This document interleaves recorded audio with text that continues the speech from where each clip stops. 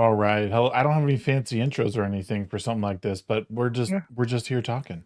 I So mean, you had a pretty long countdown, so I mean that's Yeah, we not got 24.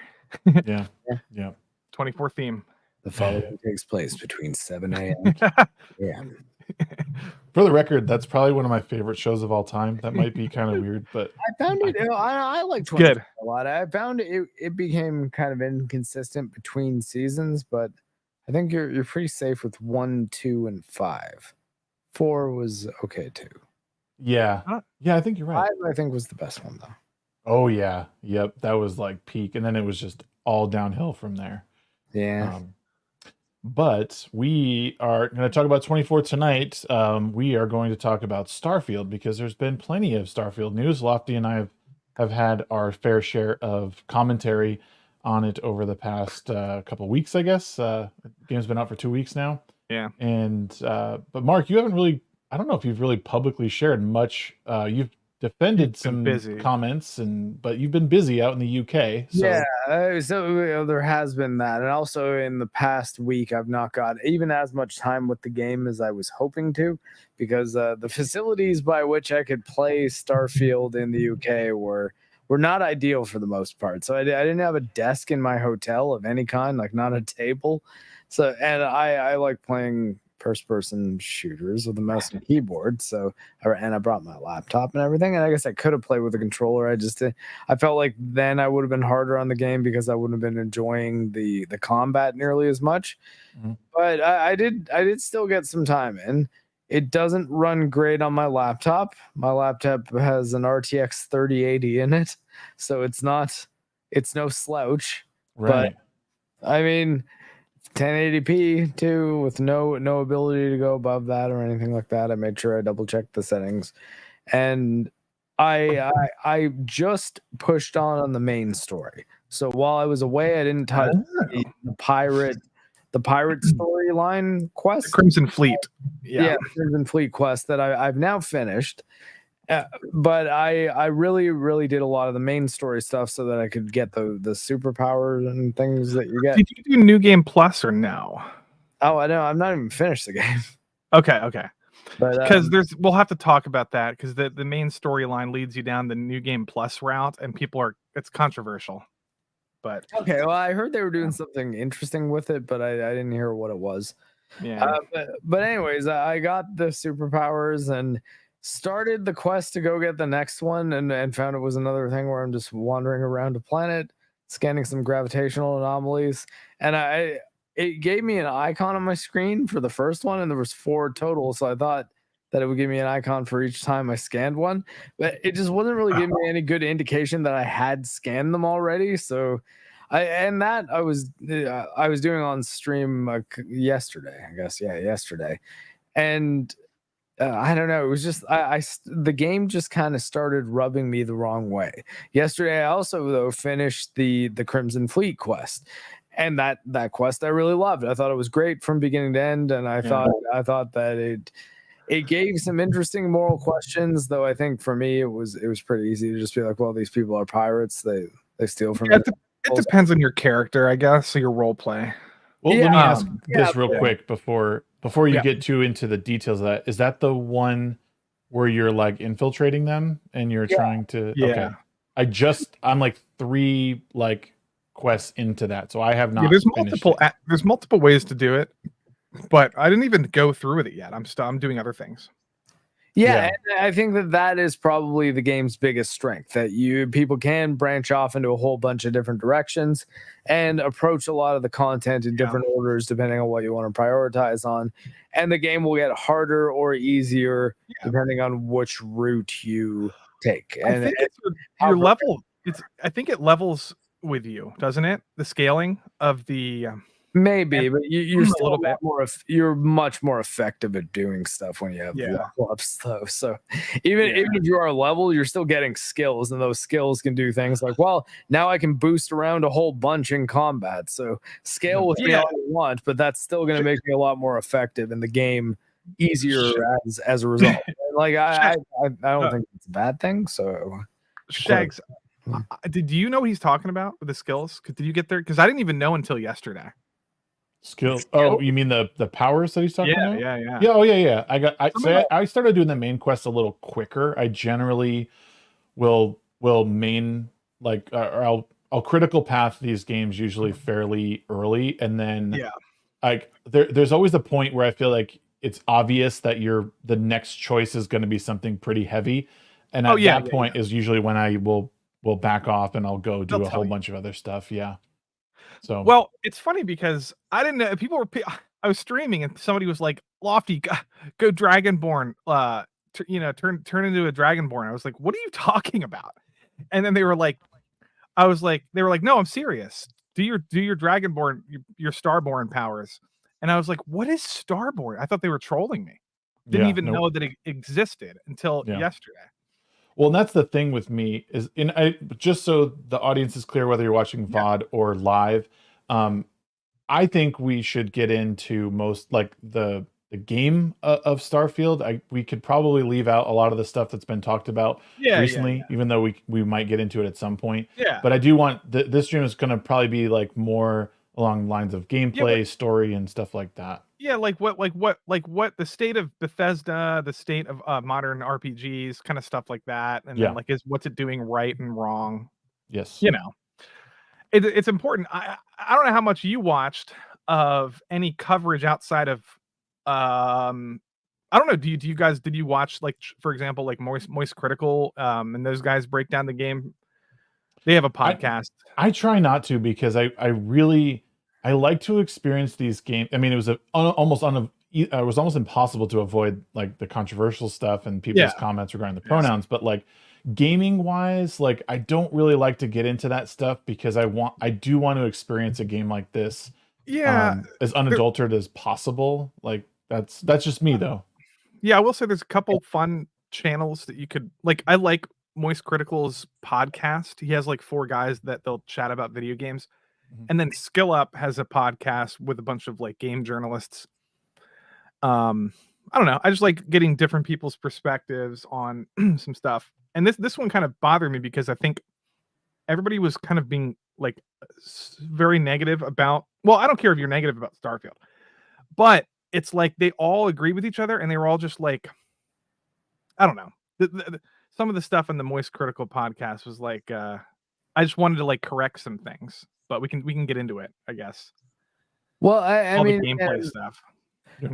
And that's sort of why I wanted to clarify like where I'm kind of at with it now, because once I finished the pirate quest, I did one Vanguard quest, and I was only the second one that I had done, and it takes place on New Atlantis. And just as I was kind of finding myself frustrated with the game, that I felt like now that I'd done my pirate undercover mission, I sort of felt like I was almost done. Like I felt like I'd finished the game in a lot of ways, even though I basically just did one faction quest line that ultimately doesn't take that much time. I spent a lot of time smelling the roses as I was going through it. But I played the Vanguard quest, and they made the mistake of in that moment forcing me into a battle in New Atlantis where the game runs like sheer hell. Even like I'm at home here. Like I'm at home. I was on stream yesterday. You can actually go to my channel and watch it if you wanted to see how like bothered I am, but just how terribly this game is running. And all I could think was like, I feel like if I keep playing this game right now, I'm probably going to not really like it very much at all within the next 12 to 20 hours, and then I might not ever want to play it again. So I kind of just decided I'm gonna put Starfield down for like a year, and I'm going to do a computer build where I'm gonna pick up a couple parts a month, or like a part a month, until I have a full build that, and then when I've got a new computer, I think I'll probably give it another shot. But think about the mods in a year from now. I mean, yeah, like there's nothing wrong with doing that because a year from now the mods are going to be so intense, because that's what Todd Howard said. He's like, next year they're going to open everything up for mods. I don't know if that means on Xbox, but it definitely means on PC. Well, yeah, and I'm playing on PC regardless. Yeah, and I hope that that's the case. And I, like I said, because there's a lot about the game that I did like and that I did want to keep playing through. Yeah. But I think that the real the real things that are pulling me away is I don't know if I'm going to have a good experience on any given mission based on what kind of environment they're putting me in, simply because the game runs significantly better or significantly worse if the game is in an interior, which incidentally, most of the Crimson Fleet missions are like, go on this ship and find this thing or steal this thing or get these credentials or rob this cruise liner, or like whatever it ends up being, you're almost always inside. Yeah. I was having a lot of fun during those segments because the game was playing smoothly. It was running at a pretty solid FPS at all times on medium settings, on like a 3090, by the way, and which is, okay, like maybe hey, you shot for the moon, but if you shoot for the moon on visuals and things like that, which I mean, I think there are moments in this game that look quite good, but I don't necessarily think I don't feel like I'm looking at, these visuals should be crippling my PC. That is, by the most uncharitable definition, a mid-range PC, and it's arguably still a pretty high-end one, even though it's about 2 years old. Mark, can I ask, have you been playing mostly on stream and experiencing this, or have you been playing it offline and experiencing these? That's not a factor in my setup because I stream with 2 computers. Oh. My computer that's running the game is not only not encoding my stream, I turned off all my recording software, so I wasn't even getting footage or anything. I had no background processes at all. On the last day, I even actually installed a mod that puts DLSS into the game. To be like, okay, let's see if I can... Did you hear about? Well, this is a total shift, but did you hear about the Nintendo Switch 2 is going to have DLSS for 4K 60 FPS? Until I see them announce it, I'm not believing a thing about any Nintendo hardware. I know it's rumors, but that Tears of the Kingdom. I don't know. We'll see. That's rumors. I mean, I've been saying that should be happening for 4 years. So ultimately, it was like, hey, they finally did. I'd be like, they probably should have in 2020. I guess we could talk about the performance things. Give everybody's perspective on the performance. We could start with that because Mark broke it down from his point of view, and you could probably go back and check on the streams and everything. But like, I'm playing on Xbox, and I don't know about you, Shags. What are you doing? I'm playing on my PC. Okay, so I don't know. I can't really say anything about the PC. I don't have like. Here's what I'll say. How's your experience on Xbox? I mean, you're the odd man out. I mean, at minimum, it's capped at 30 FPS, like that. It's the FPS is capped. I just don't have any like bogged down areas of combat. I haven't really noticed anything like that. Maybe it's happened for like a few seconds at a time, and like I don't know, like a long dungeon run or something, but I just haven't noticed that. But what bothers me, well, it's actually fixed now, but every time I went into my scanner, it would drop to like 3 FPS for about 5 seconds. Good Lord. And it fixed itself. I don't know what happened, but now it doesn't do it anymore. And it was really, really annoying. Other than that, honestly, the game runs really well. Mad, we're talking about performance issues. So I have zero performance issues because I'm running it on a beast of a PC. I have the 4090, I have an AMD 7950X, blah, blah, blah. It's maxed. Wow. Okay. So you listened to Todd Howard. He's like, go upgrade your PC. You went, yes, daddy. That's what he told. People are upset about that. What do you guys think about that? I mean, people should. Did you see that? I think. Yeah. Wait, what was that? I think that was a retarded thing for him to say. No, it was totally. I guess it makes total sense. Of course, you're going to upgrade your PC.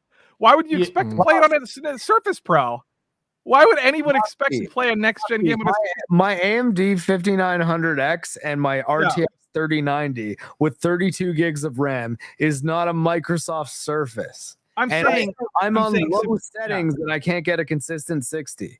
That's pretty bad. Being upscaled to 4K with either FSR2 or DLSS that isn't even in the game. I had to mod it in. Yeah, but I'm saying there are people with mid to low PCs that are upset that they have to like. It should work on every PC. I've heard a bunch of people say that. No, it should run consistent. It should be scalable. it should scale. Yeah, Oh, it has boy. a minimum It's a specs game that requirement. it's a game that made in 2023. That is a console. It's not even being made for both console platforms, and is primarily a PC developer. Lofty. Bethesda generally like- made most of their success with their modded versions of games, which are primarily on PC.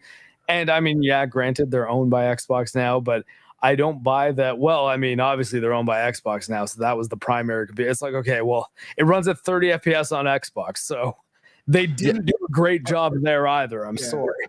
By the way, as I was saying, Mega PC, Windows 11 decided to take a shit, and everything froze on me. I hate Windows 11 so much. Sorry. So Mad doesn't have many issues, and my brother doesn't have many issues. I have either. zero. It's running. The only thing he's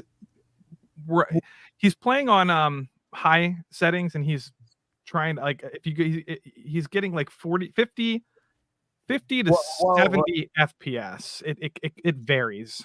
Well, yeah, that's kind of more the range I'm in. Although, like, it doesn't go above 60 ever because I don't even know if I have a cap. I have VSync on, so I guess that's what's capping it. Hey, first of all, like that is another thing. I would really like it if I had more options because it's the most bare bones ass system configuration menu ever for a kind of game that you really will want to be scaling things down like crazy. And like I don't know, man. I don't think you can give them any points for the technical state of this game. And like I mean, Mads, I'm happy it's running well for you. But if you're saying you're on like a top of the line AMD 7900, so like 7950, 7950. So there you go. Is it the X3D or the X? Yeah. Okay. Or which one? The X3D? Yeah. I will look this up. Yeah. How about you, Shags? But what I mean, so it's like, yeah, you can probably muscle yourself into getting a consistent 60 FPS at like AMD Ryzen 9 7950X 16 core processor. We have to establish. We have to establish what we're talking about. We should establish the dynamics of this discussion. Are we talking about frame rates, or are you experiencing like actual like bugs and things? No, I've not touched bugs at all. I'm just talking performance. Yeah, that's what we were. I thought that's what we were establishing our personal experiences with performance on our platform. We're talking about Starfield, right? Yeah, that is what we're talking about. That's super mid game that just dropped. Yeah. Wait, Mike and Shags haven't said like how have your guys' performance been? Game's fucking mid. Game's no, mid. the game performance. No, the performance. The performance is okay forever. At times and slightly decent at other times. I'm running on a 3070 with an i9. And I cranked the settings down to medium just because I was like sick of constantly going up and down with frame rate drops and stuff like that. I just think that they didn't do a very good job of optimizing this game, especially for PC. And I think that is unacceptable considering a large portion of your modding community are on PC. And I think that for people that have super beefy systems, I'm glad that they're not having a lot of trouble. But I do know people that have systems that aren't as powerful as mine that are having a lot of trouble running this game like they wanted to. And I think the performance is actually really sad. And I think that Bethesda should know better. Okay, I'm curious. It's at 60 FPS on my Steam Deck.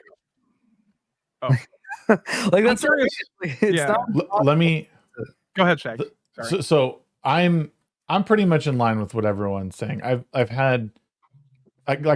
played this game off stream and on stream, and I like both times have, both instances I get decent frame rates, the pretty good frame rates. I'm playing on medium settings. I think I turned off like some of the ambient inclusion shit. Like there's in like motion blur and stuff. There's no reason to play a game with that shit. Yeah, I turn that shit off every time. But the game looks fine. I mean, I haven't tried turning the graphics up when I'm not on stream, but and I'm running on a 2060 Super and a 2700X AMD. Like it's a lower end compared to what you guys are running, but it's fine. Like it's not I'm not setting records or with my benchmarks or anything.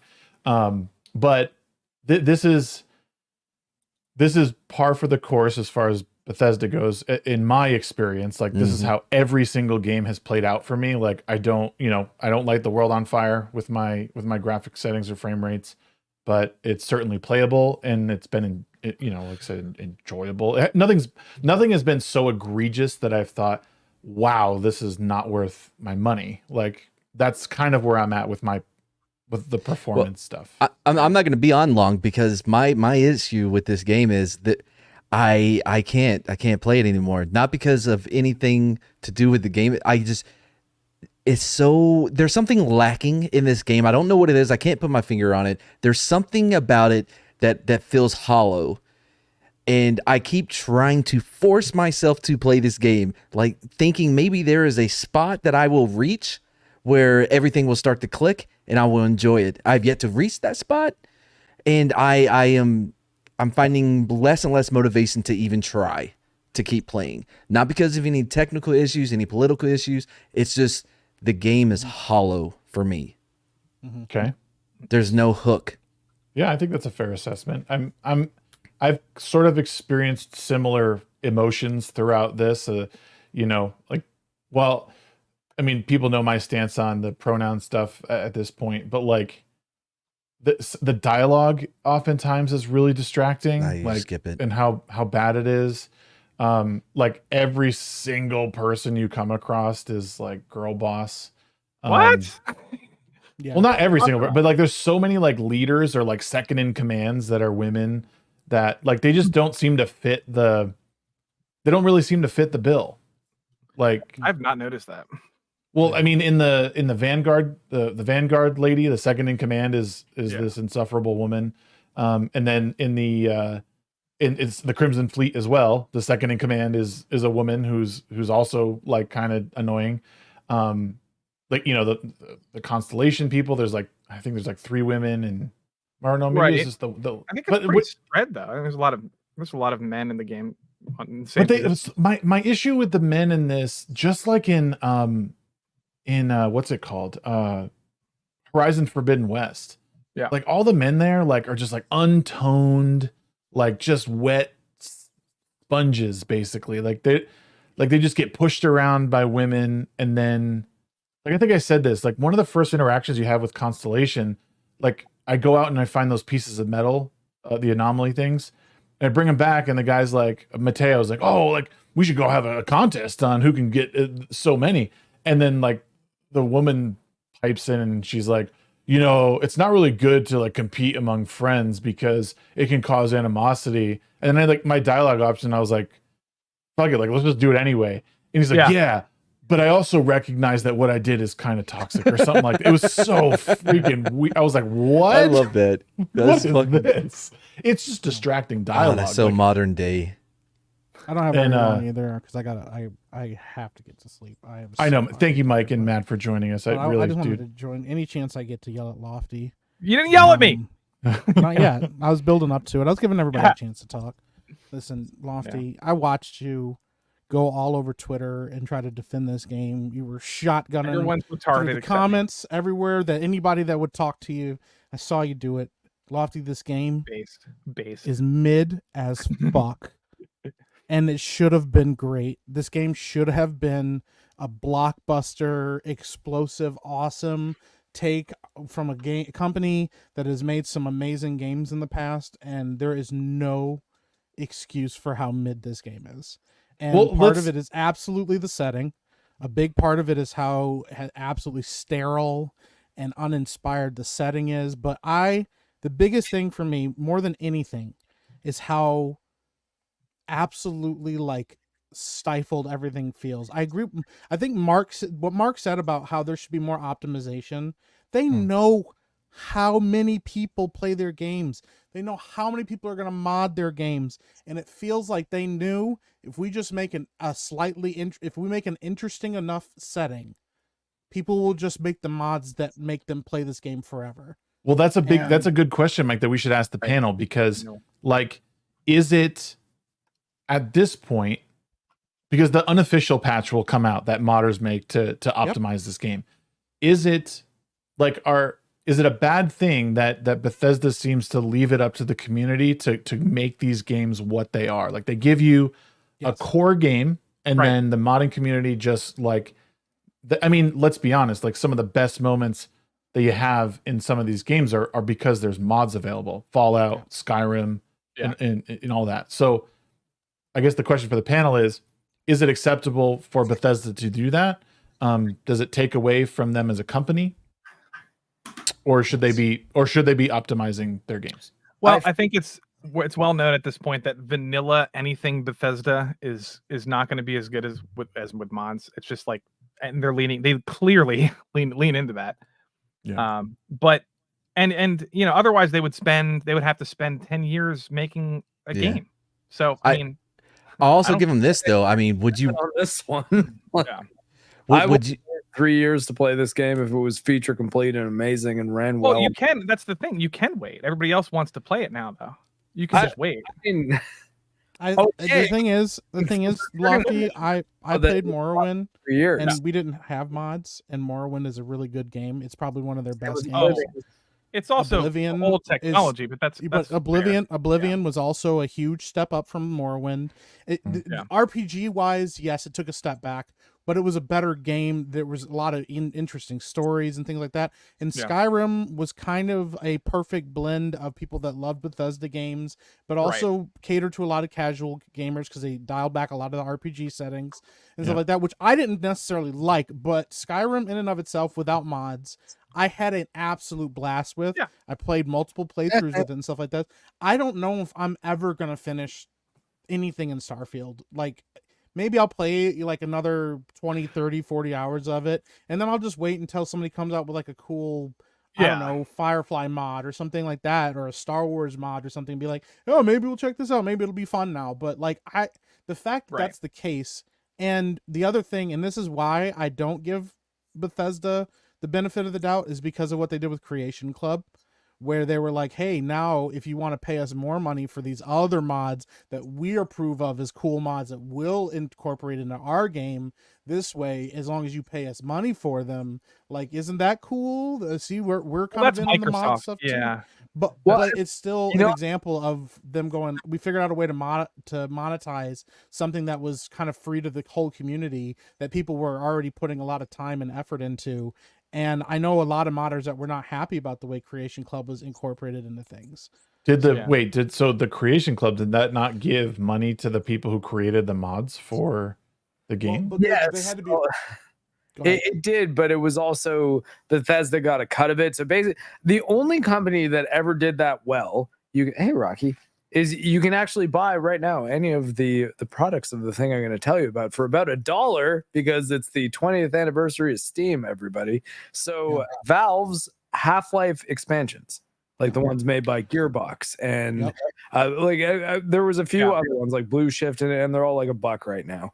But that was even Counter-Strike, actually, as well, being a good example of exactly this, was modders just making full-blown games, like campaigns, new campaigns that took place in new Black Mesa, and from a different character's perspective with different voice acting and a different story.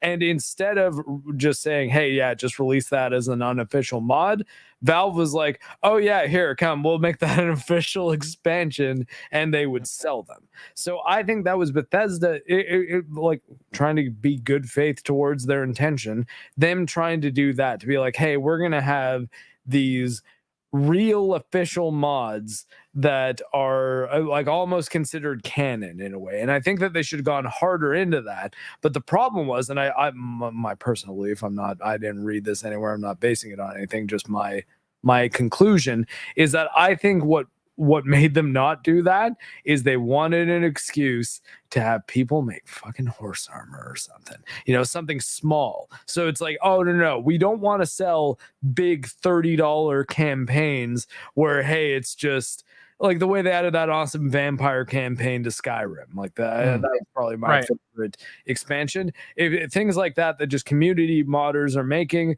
and we're gonna be like, okay, this one's good. Let's get a team of good voice actors to do the dialogue for it. We'll be done in 6 months, and then we'll release it for $30. We'll be selling it for 10 years. You know, like I mean, that was an option, but it's like, well, we want people making like a really cool sword that we can sell for like $1 or 10, you know, whatever, $1, $10. We'll figure it out. Because it would always end up being stupidly expensive too. And that I don't think people were down with at all. So just like, what, you know, these are just like any mods that we can just get for free now, and now you're just charging us for them, and they're not worth the price. In fact, I think there was a similar sort of upscaling mod for Starfield that the person who had it on Nexus required a purchase, like it required a donation for you to download it, and that it was very, very frowned upon, because the mod scene is not really supposed to be a marketplace of its own. And part of the reason, it's almost like the thing with YouTube with fair use. So it's like we can make money on ad revenue, but we might run into a bit. I think Mahler would run into a bit of an issue with Disney if he like made a Blu-ray of his animated Quantumania video and then started selling that at like Best Buy. Like I think that would be kind of a different deal that when it comes to fair use and exactly how much money is being generated per thing. And I think that it would have been difficult for them to hang on to a monetization system. Before Mike real quick, Lofty, before you say that, Mike has to bounce. So Mike, thank you for hanging I was going to ask him a question quick before you go, Mike. How many quests have you done? I'm just curious. I don't fucking know, Lofty. I don't know. I'm just curious. Because when people say you were going to ask me this, I already had somebody be like, how many hours have you played? I don't fucking know, Lofty. I just started playing the game. Lofty's question in a way that you might be able to answer. Is there any quest line that you've completed and felt like you've gotten a full story? No. One. Okay. No. Just didn't like I've just been kind of bouncing around. I've been mostly just trying to find something. I was like, damn, this is awesome, or wow, I really like this, or man, I can't wait to find out what happens next. I haven't really had that moment. I would really recommend the Space Pirate quest if you're looking for something in this game that might go. I'd recommend the Ryujin Industries quest. I'm not gonna remember that name, but he said Space Pirates and Pirates. The Neon City faction quest. Okay. But Space Pirate Undercover Ops, your James Bond. It's good. Yeah. Try to not kill anybody. It makes fun if you try to not kill anybody. To be honest, I was going to come on here and yell at Lofty, but this game isn't worth yelling. We'll yell at another time. Let's this yell game at isn't One worth Piece. yelling at anybody about. It's just mid as fuck, and Bethesda should do better. I think this is the thing. It's not that I'm trying to attack Bethesda. I just think the fans deserve better. And I agree with Mark. I would have rather waited another 3 years for this game to be a game changer than for them to release something that doesn't it doesn't distance itself from the pack in any way other than it has Bethesda's name attached to it. You know? And I think it could have done a lot better, and it should have done a lot better. But I think they know that they can rest on their laurels, and I know that I think that they know the modding community will make up for all of their mistakes. And that, I think, is the sad part about how things are. Yeah. All right, I will check out Space Pirates, and I will check out the Neon people. We'll yell about something another time. I will see you again eventually, Mark, and I will see Mark sooner than later. Yeah, I won't go into detail on what exactly that means yet. So tell us everything. No, I will not. All right, I'll see you guys. All right, Mike, be good, dude. I thought that would have worked. Bye. I love Mike. I love Mike. Before we stray too far away from the Bethesda creating skeletons of a game that they expect modders to finish, I would actually prefer that they put less actual authored content into the game and then made it cheaper and just said, hey, here's our space framework. Here's these systems. Here's the way you build spaceships. Here's how the economy works. Go. And that would be pretty boss, dude. Like that would be really cool because I think you would encourage the community to go like above and beyond. I mean, and the longevity of the game is there too. I wanted to say though about the modding thing. I think that in some ways it's better that they don't spend all that time because I don't trust these major companies, game developers, to build anything as unique and quality as you get from the community, from the mods. I think that you get a better product towards the end, from what the mods give you than what the developers could. I don't depends think on the developer. that's like true in Bethesda's case. Yeah, that's who we're talking about. Well, but I mean, like, that's not a general rule for games. No, of course not. No, and I don't trust. I have a very hard time trusting mods and downloading them because I'm always afraid it's gonna Napster me or LimeWire me, and I'm gonna get some bad shit. Well, I mean, like that, we could touch on that if you want to talk about the Nexus bans and stuff. That's why you go to places like Nexus, because it's a curated site in the sense they make sure that you're not getting malware. So, I've been doing mods in Minecraft for years, and I've never ever had an issue. I've been playing Doom mods since I was like 10, and I'm 39. Like mods have been around forever. They were a little harder to acquire then, and we didn't call them mods. We actually just called them WADs. Yeah, because they were WAD files. Okay. Yeah, I knew that.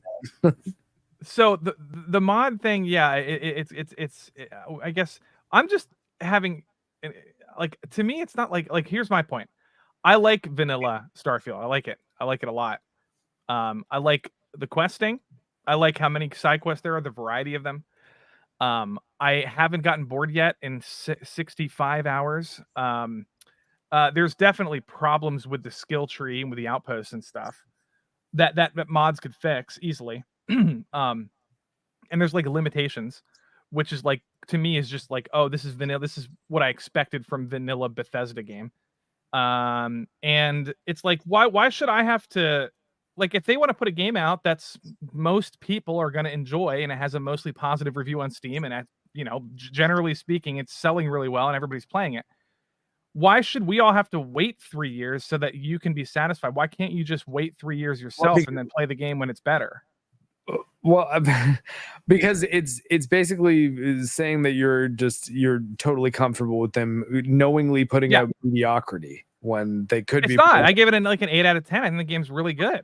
I think so do a lot of people. 8 out of 10 is unbelievably high for at least what I've played of this game so far. And again, that's fair. A lot of stuff that I really, really like. And look, I did really like. Some people don't like the questing and the dialogue. I happen to think the dialogue and the voice acting is really good. Yeah, I don't know what the problem is. I also think there's an insane amount of quests.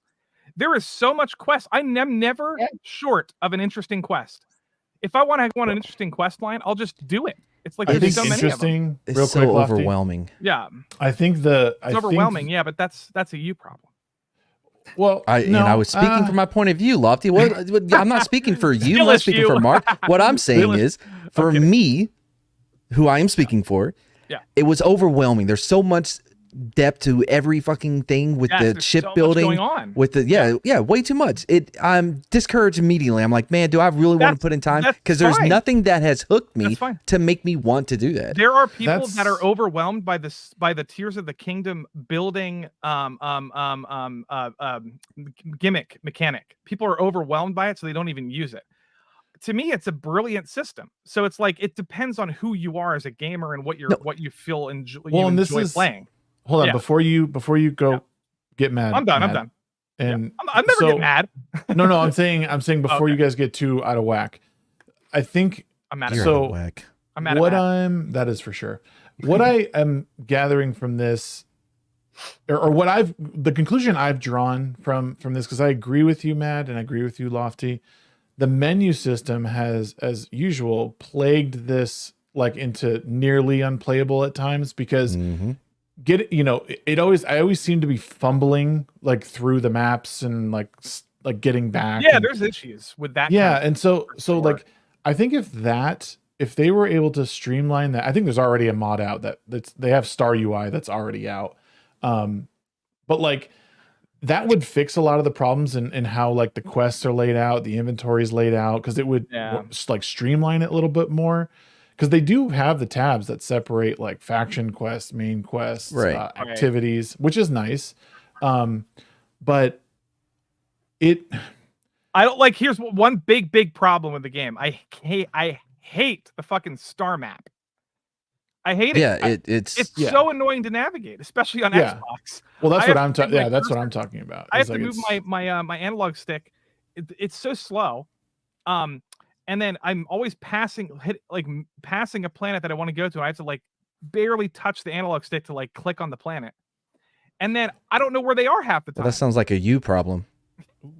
Then the thing, and this is what I was going to say too, No, Lofty, before I forget problem, the though, thought. because- The questing stuff is like, I'm glad you like it, but Yeah. it's very easy to not like the quests in this That's what, game. yes, I that's what I'm think. saying. It depends on the gamer. It depends on the gamer. Yeah. So it's totally fine that if people don't like it, like it's understandable that the dialogue might be like just totally poorly written. I think the voice acting's very okay. subjective. Well, I wouldn't say it could was if I great. can finish my point real Yeah, quick yeah, about the overwhelming thing. What I was trying to get to is that if there is something in the game that hooks me, that I enjoy, I have no problem delving into it and learning all of the mechanics and Right. in a deep dive. There has not been anything in this game to this point to where it pulls me into where I want to put in the effort and time to learn all these different mechanics. Yeah. I would agree with that. Yeah. The problem is I can't figure out what it is I keep opening the game for. And I think that's what's kind of bothering me in a way, because I still maintain it's probably 7 out of 10 for me, but I can't figure out what it is that I like. Because I think I have 25 hours in the game. So I think, well, what is it that I really, why do I keep turning this on? Like there's systems I haven't fully explored, like the outpost system. I've built a couple as like material farms to like You build get a some ship? XP. Yeah, I haven't really built the ship yet because it hasn't like. It's expensive.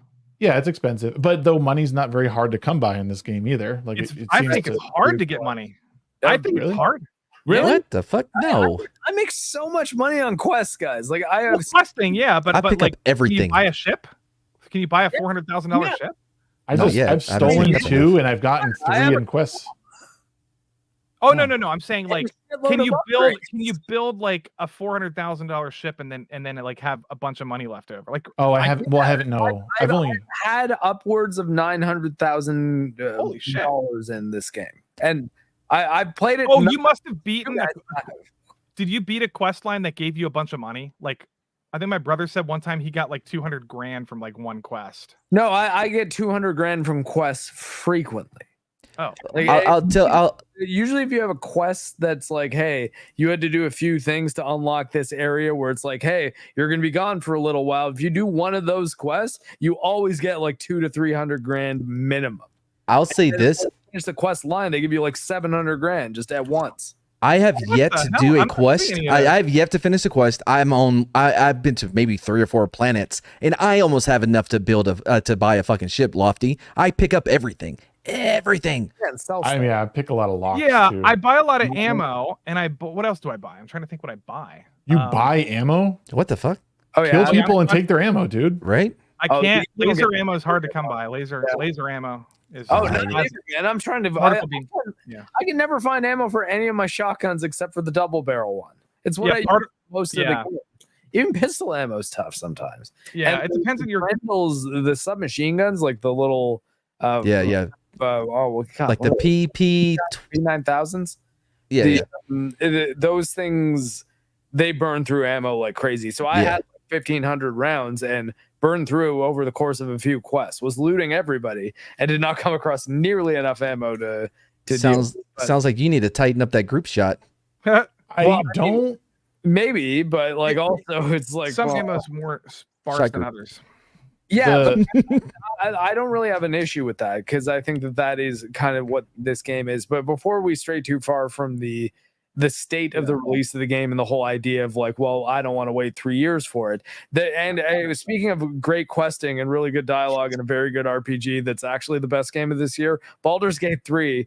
I played it 3 years ago. Everybody. Yeah. I played 30 hours of it. I had a lot of fun with it. I made, honestly, one of the best short form impressions videos I've ever made. It's still one of my favorites. And hey, I didn't have to buy it again. I just get the game when it comes out. And most people are now talking about this game like, holy shit, where did this game come from? And I'm like, It's been around, yeah. It's been like, around for 3.5 years. so my whole thing is like, would it be a problem if Bethesda just said, hey, Starfield's not quite there yet, early access. Anyone who wants in now. I don't know what the difference is, though, dude. What's the difference between early access label and just releasing the game? You're not selling it to people as your 1.0. Baldur's Gate 3 sold it for $60 on early access. Yeah. But you're not selling. But you know, going into a Bethesda game that it's a vanilla Bethesda game. It's no, you don't. No, you don't, because you're a normie. You're a normie. You got to think your perspective of a person that's just seen the marketing for Bethesda. Oh, okay. It's like, okay, I've been playing Skyrim for the last 3 years. Skyrim's been out for a shitload more than 3 years. Right. But there are people who've just been playing Skyrim for this last 3 years and are like, I'd like to play this next people's game. And it's being hyped to them up as like, hey, this is going to be Microsoft's flagship. Like Halo's kind of going by the wayside, and Starfield is going to be the thing they're focusing on. That was a quote from them, from Microsoft. Right. They were saying, hey, it's going to be the future of Xbox is Starfield. And like it's fine. Like, you know, marketing teams, they do their thing. I'm the CD Projekt shill, remember? So I know all about that, believe me. But ultimately, it's I said the same with Cyberpunk, to be fair. I also said, I don't know why CD Projekt didn't just say, okay, guys, we know you want it for this Christmas. We know people are like, hey, I booked off vacation time to play it. The game's not ready to go. Let's launch it in early access. Then that way, you know that if you pay for that, it's like, hey, you are a beta tester. You're right now you are a person who has pre-ordered this game, and your pre-order bonus is you can play it, you can help us find problems, you can tell us what's working for you, you can tell us what's not, and you can be a part of creating this game with us. And we're asking for money, but it's also how we're going to help fund the game. So, you know, if you believe in us, join in. It's like a Kickstarter almost. And I think it's a lot different if you launch a Kickstarter than if you say, hey, here's our finished product. We only have a prototype, and you know, we have a supplier and a manufacturer and other people. We got to figure out what we're buying the materials. But you know, pay us now. I think that's a lot different than if you say, hey, it's a Kickstarter. We have this idea. I don't treat it differently. I'm just, from my perspective, I don't see a difference. Like, I wouldn't have bought this game if I watched reviews and they said it was terrible. Like, I bought it. The same thing. I don't like early access. I think I've had more bad experiences with early access than I've had good experiences. I think most early access games are unfinished, and I don't want to have to play the game twice. Lofty, they're all unfinished. It's early access. This game is totally finished, dude. It's overwhelmingly finished. Well, I think the point that we could agree with is that I mean, Baldur's Gate only released the first act or whatever, the first third of the game, first third of the game. So if you did something like that with Starfield and gave it a year or whatever, and then you release the modding tools, let people mess around with it, and then release the game fully after a couple of months of the modders having their hands on it. I think a few of the best modded quest lines integrated into the 1.0 product, and give those people a good chunk of money. Say, hey, you made this great mod and this great quest line where, I don't know, you're a space stripper or something like that, and you have to make your way up the ranks and then finally get close to a mobster and either have sex with him and be his girlfriend, or you kill him. You know? Like, and if someone did that and it was really, really good, and they just said, okay, this was a mod made by a user during early access. We put a bit of extra resources behind it, and we are now making the 1.0 product, the wide release one, the one, if you're going to nominate us for game of the year, it's that one, not the early access first 1.0 release. Well, yeah, but it's broken, and it's us, so what do you expect? You know, like I think that they can do better than that, because they have the resources too, man. They're huge. And like, what kills me too is like Todd had like the initial thing where they were talking about using the creation engine, or making the creation engine 2 to make Starfield and Elder Scrolls 6. They're talking about it as like, we know that our games have been buggy and glitchy in the past. We've got a lot of resources with the amount of money we've been making off Skyrim over the last decade, and we're going to really nail home a polished product that is scalable, that runs well, that makes it so that no matter what platform you're playing it on, with, hey, set a minimum standard. So I'm not saying, put it on Nintendo Switch and make sure it hits 60 FPS. But if you say, hey, next gen consoles only, it's not going to be on Xbox One and not going to be on Xbox on PS4. I think that's a perfectly reasonable perspective to be like, we should be able to get this game running in 1080p at 60 FPS on these platforms. And if it's not there, I think a priority should be, okay, let's figure out what are we blowing our load on here? Because if you tell me it's like, well, they're rendering that entire universe at once, the loading screens kind of betray that, I would say. Like, it's obviously not all together at once. The fact that you can't, I mean, I'm not bringing up the invisible wall thing. So much to respond to.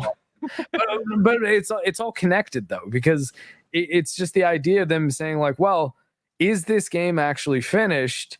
And I think the answer is it's not really. Like, there is a lot of things that they could be doing a lot better. They prioritize the wrong things, and I think that it's a bit of a shame. But if they had an early access period, I mean, 34,000 people. Lofty, 1 second. I just want to say there's a $5 Rumble rant from Raken Knight. It says Starfield has a lot of fun elements with some shit woke elements and side stories. I can agree with that. Thank you for the 5 spot, by the way. I did not have the Rumble chat open before. I apologize. I have it open now. I see you guys, Raken Knight, Brahma, and Ding Dong Head. Welcome. No, go ahead. Go ahead, Lofty. I was going to say that. I was going to say, you know, this game has 34,000 viewers on Twitch right now. It shattered all of the Steam records ever when it launched. 330,000 people playing at once. I don't know. This is not Fallout 76. Can I just respond real quick to what you said? Yep. Twitch metrics, I don't believe are an accurate, like, this game is good. I mean, it shows that it's popular right now with people like that. Yeah. Like a big streamer might be playing what it. I'm saying is Bethesda. It's not like Bethesda when they launched the game and then nobody's playing it and it's just like, oh, we fucked up like Halo did. This is a very popular game. It has very good reviews on Steam. The marketing for this game over the past couple of years has been stellar. Like, they have really marketed this game well, and like Mark said, like they've even said this is now our flagship for Microsoft, not Halo. Like, Halo Infinite's better, I'll say. Yeah, like, I mean, it's well, now it is. Yeah, I hate first-person shooters. And so it's possible that Starfield, and I would propose the question to all of you: do you think that Starfield could be their flagship, like instead of Elder Scrolls or Fallout, this could be the new big franchise for them? Yes. Like, is there potential in that? Yes. Yeah, it's just like Fallout. To me, it's the same as Fallout, except it's in space. I don't really. I don't like disagree. Fallout. Well, I mean, it's Fallout in space. I mean, it's only a matter of time before we get power armor modded into this game. I mean, that's. I mean, they don't have VATS, and they have. Right. I know. To me, more interesting design, artistic design than Fallout, but that's just my opinion. Then Fallout 4, are you insane? Yeah. Yes, I don't like wasteland post-apocalyptic bullshit. I'm tired of it. I much prefer outer space. It's not even close. No Man's Sky to me is better than Fallout. The one thing you're going to see in any game, like, you need to let, and Raken Knight over on Rumble reminded me, is that in 3 months or 6 months, you'll see how popular this game is. I think that'll be more telling as to where this game is in popularity, and looking at the reviews again. Because I think a lot of people too, I think you're gonna get a boost in sales too once this game goes on sale. Yeah. I've been telling people. Keep in mind, Cyberpunk and No Man's Sky had Cyberpunk a little bit less amount of time, but they launched terribly, both of them, and now they have a massive following, both of them. Yeah, and so this the same thing's going to happen with Starfield. Everyone's upset about it now, but they're going to love it in a year when the mods come out. But that doesn't make it good, Lofty. Like, I mean, again, I love. That's okay. That's okay. More than anyone in our whole greater YouTube community. Yeah, that game should have probably been released now. And everyone, it was actually broken. I mean, you could say this game has frame drops but like half the people that play normies don't care about dropping to 50 FPS like that. For a normie, matter.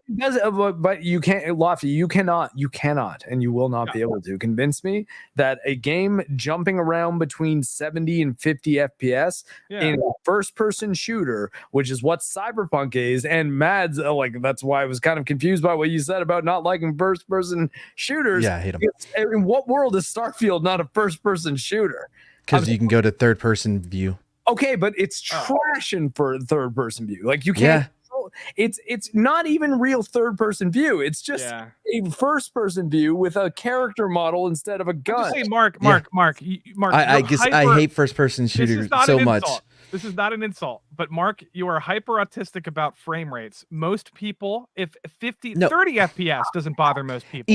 Even if they don't, even if they can't articulate what it is that they're seeing that's bothering them, they can see and recognize when there's those lack of FPS or when it stutters. They may not be able to articulate what it is that they're seeing, but they can see it, and it bugs the fuck out of them. Yeah, I feel like no, and just go to Steam. Has good reviews. Most people are not having those significant problems right now. Some people are, but not everybody. Well, I mean, read the Steam reviews. I'm not crazy. You guys are acting like it has overwhelmingly negative reviews. I didn't say anything about reviews. Lofty, I don't care about the Steam reviews. Yeah. It's a game I put 27 hours into myself. That's fine. That's fine, but you have a very specific PC that just is not optimized for this game. I have two very different PCs. One a laptop with an Intel processor and an RTX. That's not a PC. Let him finish his point, Lofty. With an RTX 3080 in it. You cannot tell me that is not a powerful machine. And Lofty, newsflash, your Xbox is a fucking laptop. Yeah, but it's 30 FPS. It's capped. It's totally optimized. Okay, but I could cap it at 30 FPS. But I don't want to have to do that on my computer that is powerful enough to run modern games very, very competently on its 1080p display. Okay, like that's not asking for too much. And I can't say that a game that cannot hold a 60 FPS on low settings on my RTX 3080 laptop in 1080p is well optimized. That is just something you will not ever get me to say. Now, bring it over to my desktop, which is an RTX 3090 with 32 gigabytes of RAM and a 1 generation old AMD Ryzen 9 5900X processor that I bought for video editing primarily. But that doesn't mean that it's not also a banger processor for video games. I run Cyberpunk 2077 at a consistent 100 frames a second in 4K. Not with ray tracing on, because I think ray tracing is kind of stupid in a lot of sense. But that's what Cyberpunk runs very, very well on my computer now, and it ran way better than Starfield does now at launch in 2020. So what I mean is the famously broken game still is ultimately a better first-person shooter to play because you're maintaining a much more consistent, much higher frame rate for more of the time, which makes the shooting more responsive. It makes able to do much more complex gameplay things. In Starfield, the only reason the combat isn't frustrating as all hell is because the enemy AI is actually retarded.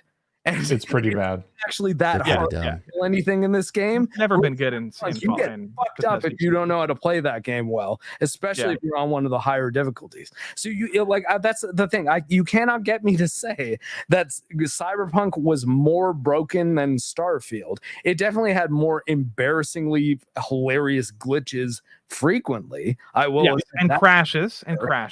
Sure, mostly on console at least. It crashed for me 50 times in one playthrough. I haven't had one crash. No, on PS5. Yeah, and that's the place where it was crashing the most at launch. That's what it's like. And Eric July had the exact same issue with that. So me from Geeks and Gamers, PS5 at launch, not good for game ending crashes, like console shutdown crashes. I had a few. And some of them were a bit of a piss off because I lost a bit of progress. But what am I supposed to do? Like, I haven't had. I've watched my brother play, and 90, sometimes approaching 100 FPS, and in very convoluted areas of the game. It runs great. Like, am I supposed to? I don't pretend that it runs bad. No, but also like I'm just telling you that like I'm not reading Steam reviews to see how it's running for other people. But you should. That's the best place to go to gauge public opinion. No, but I'm not looking for public opinion, Lofty. I'm analyzing the game with my eyes. Yeah, but you're talking about them. You're talking about Bethesda delaying the game. You're talking Well, I about, do think. Hold on, real Yeah. quick. Let me interject. I Yeah. do think it's important to. access, just like CD Projekt should have for Cyberpunk, a game that I had a much better experience with at its launch. I still think they probably should have launched it in early access for at least a year, but realistically until well, no, they should have delayed it. Like Halo should have been delayed a year too. Like Halo. Maybe, yeah. I Because mean, Halo real- ruined it. Yeah, go ahead. Real But- quick, I do think it's important though that this game now, though, right? That was your argument. So I'm saying that early access is the way to do that. To be like, No, okay, no. the game's broken, it's not ready, but we need to release it now because people want to play it. Early access is the answer to that. And But Halo ruined Halo's community died, and the Starfield community is like exploding. It's the exact opposite. One's a multiplayer game, one's a single player game. I don't see what the community size has to do with a single player game, really. It's just for me. I don't care. I'm playing Chrono Trigger right now. You were just comparing them, so that's why I'm comparing. great game. No, but I'm saying that like I don't really care if there's a bunch of other people playing the game right now. I care like, is this a quality video game that deserves to be analyzed in a way that is positive? And I mean that's not the right way to word it. Does it ultimately land more positive than it does negative on certain factors? How bad are the problems? And hey, I mean, whether or not they bother you personally, as I mean, a lot of Cyberpunk's problems didn't really bother me that much personally. But if you even watch the first video that I made on it, the first review I made for Geeks and Gamers, I talk a lot about the problems the game has, because I'm like, yeah, these weren't experience ruining for me, but they're there and they suck and they should be fixed. You know, like So no, it's fine. I appreciate your guys' passion for these things. That's why we're all here. We're all gamers. That's why. Yeah, except Mad doesn't like video games. No, I do think it's important. You son of a bitch! I was just playing Madden. Ew! Oh God, That's disgusting.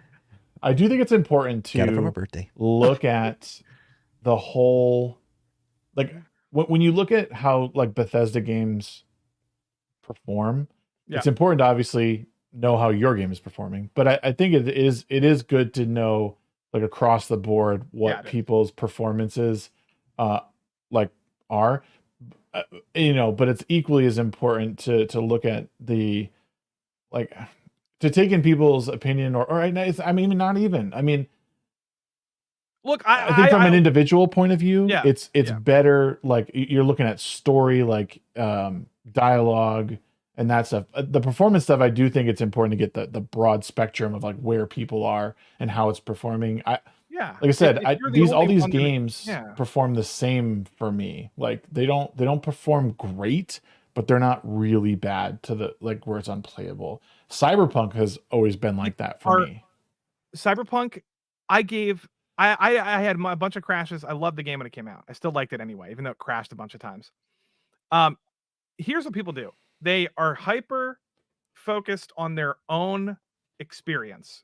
And it could be That's their so PC weird. is not optimized properly. It could be that they're I don't know, it could be a number of things. But it's like people tend to say, oh, this game is optimized horribly and it shouldn't have been released based on you and a couple anecdotal experiences from other people. It's like, well, let's talk about what everybody is saying. Maybe if my PC couldn't play Baldur's Gate for some reason, let's say my SSD is like 2 years old or something, then I have to upgrade. I don't feel like spending the money. That's not a criticism of the game. That's a criticism of maybe my PC's just not ready for it. I mean, I don't know. I'm just having a hard time. Like, my brother, I'm telling you, my brother doesn't even have a great PC. Sure, yeah, but when you're making a game, the issue that I think we're seeing from modern games is like a lot of these are made like they're tailored to like a console, but they're not porting well to other platforms. Well, like PC into Mark's point, like are we not in a place where these games need to like they just need to perform on console, on PC, because this is where everyone like game development is very, very, very, very hard, guys. I'm not saying it's not. Why does Armored Core 6 run beautifully on everything? Which one? Armored Core 6. I think it looks game is very simple, dude. That is very It's a Okay. very simple, old 10-year-old formula. It's Okay. not very big. It Well, has okay, I think So it's game very development isn't as difficult. any single Yes. environment in Armored Core 6, any of the main mission areas, easily as big as any environment I've been in Oh, Starfield. but it's all shaders. It's all one-dimensional. If you put your finger through one of the walls, it's nothing behind it. Smarter, not harder. Then, like there are, but No, you can't do that for a Bethesda game. You have every interior has to be is so fucking I'm detailed. talking about non-interiors. I'm talking about like external areas where there's not really anything happening. Not a lot. Not a lot of visual diversity even. So everything looks the same. There's not a lot of containers. I've noticed there's a shitload of containers in this game that you cannot open and cannot put stuff in, which is weird for a Bethesda game, by the way. Because I had every single weapon I've ever earned in the entire playthrough of Skyrim in one cupboard in my a drawer, a kitchen drawer in my house. You used to be able to just open anything, take whatever's in it out of it, or put whatever you want into it, and that is not really a thing in this game. So I'm just like, well, okay, Armored Core, it's running on the same engine as Elden Ring. So Elden Ring's pretty large in scale. I don't think it would be very easy to say that Elden Ring's a tiny game by any stretch. And I think that ultimately, if all Starfield engine is complex. It's much more complex. Yeah, okay, but is it that much more complex? Is it doing anything? Okay, no, but what I'm saying is moment to moment in that game is what you are doing in the game really that much more complex than any other video game? Because I think if anything, it's significantly less complex than most Bethesda games. It's actually, they've scaled things back in a bunch of ways. Because rendering 1,000 planets likely takes a big toll on their tech. However their tech works, I'm not a game developer. I know a little bit about game design, but mostly at a theoretical level. I'm not a doer. I'm a thinker. But anyways, what I'm saying though, it's like, oh well, they have 1,000 planets, so that's why. I'm like, okay, but I only really, why. Okay, but then what? Then what's the why? Because if the why is something that is so critical, that's like Starfield flat out couldn't have. I still don't know what we're saying. Are we saying why that the game's dropping from 90 to 70 FPS? No, why it's not well optimized? Why it doesn't? It is well optimized. No, it is. No, it is. You are in the minority of people that are experiencing problems. Yes, on consoles, man. Yeah, that's fine. That's fine. So was Ghost of Tsushima when it came out. Even targeting Ghost of Tsushima, Red Dead Redemption 2 was 30 FPS when it launched. One game of the year. What are we even talking about? Yeah, it was the. Why is that a problem? But hold on. Those games looked. There's no comparison in how those games present on the screen, even at 30 FPS. They look. They look and they perform beautifully. Bethesda is using they're in their Fallout 4. So this argument about engines is kind of tired. You can update engines. But you update them. Yeah, you can. Yeah, well, okay. And I was kind of touching on that when Todd was talking about the whole thing. When Todd was talking about the creation too, I was like, okay, well, maybe they're actually going to figure it out this time because they have all those resources from Skyrim. And this game coming out proves well, no, this game actually kind of runs as bad as any console version of a Bethesda game did, but on PC now as well. And by the way, the console versions run at about half the frame rate that people have been expecting from console versions for most of this generation when they were doing the cross-generation games, not the true built from. I just don't care about FPS. I really don't. It's 30 FPS is great to me. Okay, well, that's fine. That's fine, Lofti. It's okay. Yeah, Lofti, you're just speaking about from your point of view, not everyone's. That's my opinion. You guys are doing your opinion. No, that's about objective difference in playability, man. It is better. Ultimately, if you could flip a switch and just make every single 30 FPS game you had 60 FPS. Sure, but it doesn't make the game. But it doesn't make the game trash. Then why? No, it doesn't. But it does make it. Like I said, Red Dead won Game of the Year with 30 FPS. No, I don't care what Jeff Keighley thinks the best game of the year is. Red Dead's fantastic, dude. Are you coping? Okay, but ultimately, don't use that as an argument with me. Because it's a great argument. I could name a million games that won Game of the Year in 30 FPS. It's not. I'm saying that Game of the Year This one Game of the Year at the Video Game Okay, Award. it's popular. Everybody loves them, and nobody cares. The arguments. I'm not thinking about popularity. Mark, you're very picky. You're very picky. I don't know a lot of people who care about 60 FPS. I think for myself. I know, that's fine. I'm It's just saying, based on consistent I standards. just disagree. I think 30 FPS is fine. I just totally completely disagree. Let's move past the FPS for a second. Popularity will never be a consistent standard. That's okay. That's okay. No, but it's not if you're trying to apply what actually analyzing. Bethesda can decide for themselves if they want to be popular or if they want to appeal to like a small minority of players who really care about 60 FPS. Tell me how much less popular this game would be if it launched at 60 FPS on all platforms. Well, I'm saying they would have to delay it again and again and again and again until they get there. But haven't we always said, like, time and time again, like, delay your games to make them right? But all of a sudden, right we now, shouldn't. I mean, I'm telling you, yes, but there's a point where you shouldn't delay it anymore. Like right now. Why? Because everybody apparently it was a good launch. Well, I know, and I'm not saying that's my opinion. I don't. Yeah. What do you mean? Why? Everybody has great reviews on Steam. It's shattering records. Well, no. Monetary success does not equal quality, though. I mean, no, again, but so what metric should they go by to like? No, well, not they should not go by anything that we should care about. We should be making our own arguments as to why this game is good or not. Right, and like I said, Lofty, this game has had stellar press behind it. Their marketing campaign for this game for the last probably 5 years has been great. Same with Cyberpunk. It's been and it was awesome. So the initial sales, like, they're obviously indicators, but we'll see the real, like, how this game really plays out, because it's a single player experience. I think as the game goes on sale and we get more people buying it, you get more reviews coming in for it. You are going to see, like, how this game plays out in the long run. Is it going to be something like 76 that, you know, like, everyone was really disappointed? Like, a lot of people bought it, but they were disappointed, and then the player base is going to fall off. This is something we won't quite know, and that's why I think what Mark is saying is like what we're experiencing in this game, the individuals experiencing is like, it's just going to be, we will dictate how this progresses. If people stop playing it, if they're not getting the mods or whatever, you might see Starfield sort of kind of go the way of the dodo. Maybe that, because as much as I want to like this, Lofty, like I'm still on board with you with a lot of the stuff, and I do enjoy playing it.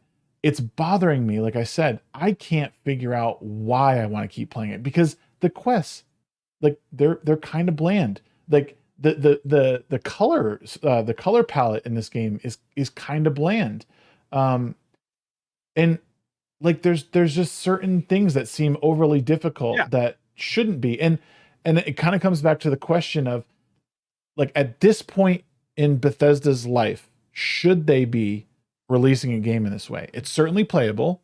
It's certainly been enjoyable to an extent, I think. But should I still be battling with a fucking menu? Like, should they just not pay the Star UI people or the Sky UI people to just, like, to take their menu, because it's far superior? You know what? The one thing that I hate the most, and it's a little thing, but it's one of the main reasons why I don't care about this game or don't want to really play it, is when you're doing the thing where it'll identify all the different objects you can interact with or whatever, but all you can bring up as a weapon is your stupid mining equipment thing. But to go to a gun, you have to X out of that that view and then switch to your gun. Can't open doors while you have the scanner out, but you can open the scanner. Why is that a thing? Yes, you can open item boxes and chests, but not doors. Yeah. So often I'm just like, what the fuck? Is this door locked? And I'm just like, oh, I have scan up, damn it. Well, and why here's is the other that a question thing? for you guys. Bethesda should know by this point that that's dumb. Well, and here's the other question for you guys. Should Bethesda, like, be looking at something like No Man's Sky and modeling their game after something like that? Because in my opinion, if you can take something like No Man's Sky, like, you know, being able to fly through the planets in the atmosphere and use that as your, like, quasi loading screen, like, with the depth of like the storytelling, because there are good stories in here. I don't necessarily like how they're formulated a lot of times, but like the quests are engaging. I find myself being like, oh, like where am I going to go now? Like what planet am I going to be on? Right. But I want that seamless experience of No Man's Sky. Yeah, you know what I it's mean? a Like, compromise. I see it as a big compromise. Number one, No Man's Sky has no questing and no RPG mechanics. So Bethesda it decided it was their benefit. It was because this is the kind of game that they release. They decided to spend the majority of their development time focused on RPG mechanics and the systems that revolve around that. Therefore, they spent less time doing the seamless space simulation stuff. And to me, I'm glad they did, because I don't care about the load times. To me, are not that much of a problem, to the point where they should have diverted energy and effort and development time away from all of the RPG stuff to focus on it. No. I want more. I actually want more. I want the skill tree to be fixed. I want a lot of the RPG stuff to be fixed. I don't care about the load times. well, yeah, I don't think the load times Yeah. are necessarily egregious in this game. I just think No. when you're making like a space sim, it's not even a space sim, like a space RPG, like wouldn't you add that much more depth by being, because I mean, No Man's Sky is like a constantly procedurally generated Yeah, it's a like different engine. area. It's a totally different engine. It is, but like, is there like the question just remains, could they have made it a little bit more seamless, or like maybe just allowing me to fly in atmosphere to like different areas? I think if they could, they would have, because it's such a very obvious thing that they should have done. But I don't think their engine allowed it. And I think if you ask a game developer, this is a very difficult game to make. I think Bethesda did their best on this game, and I honestly don't.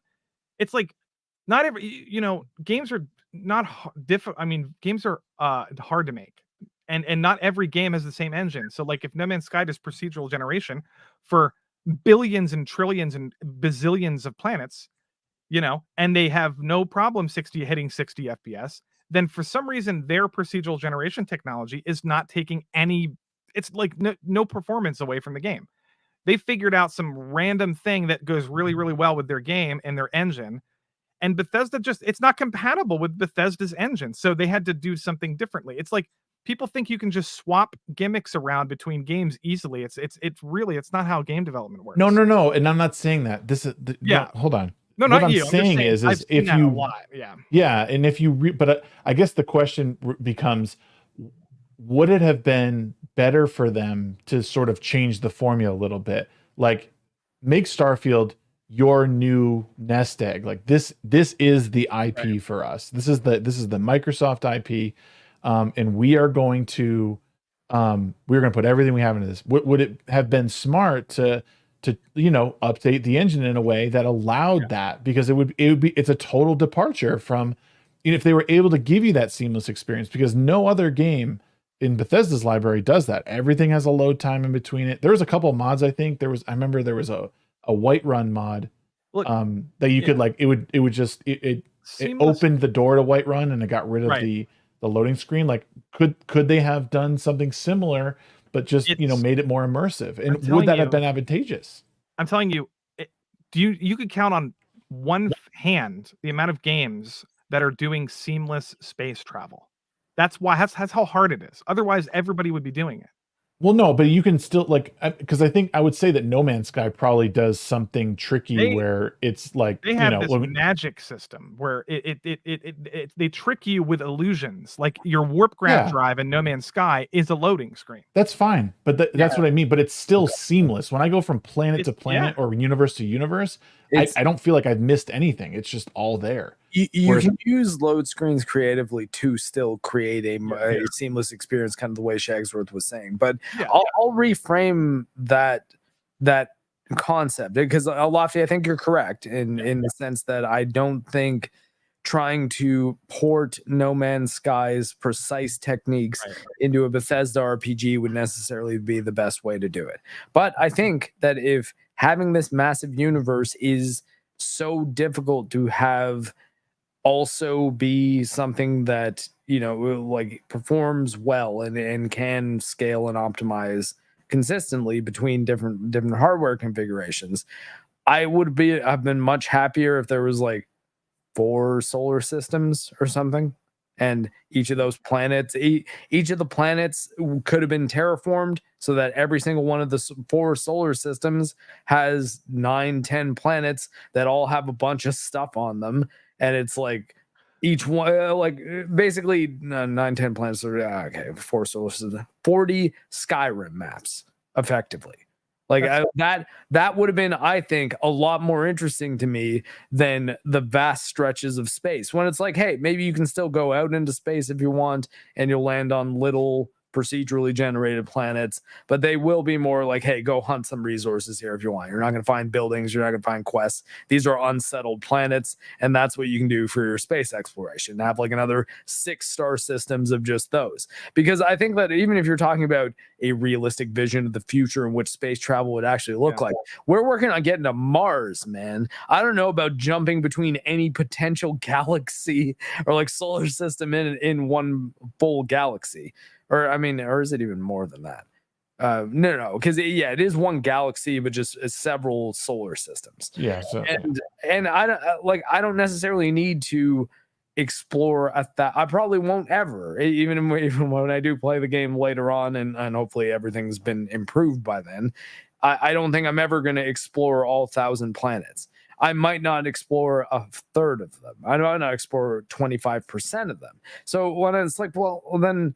Wouldn't, if the idea isn't, hey, let's make this vast universe that's just it's yours to discover, man. It's the no man's land or sky, whatever. Like if they're doing just, no, we're just gonna tell a really good RPG.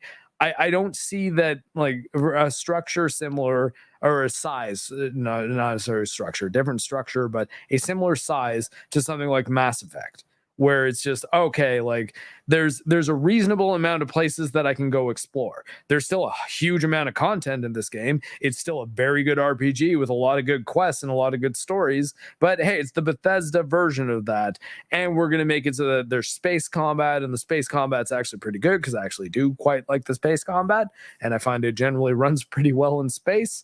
And so, I mean, I would be much happier with a game that they kept in the pocket, kind of similar to, and I mean, I'm not saying like 3 little areas like Baldur's Gate 3, but in the sense that Baldur's Gate 3 is a very dense game with a small amount of locations, as opposed to being a very thinly spread game with tons of surface area.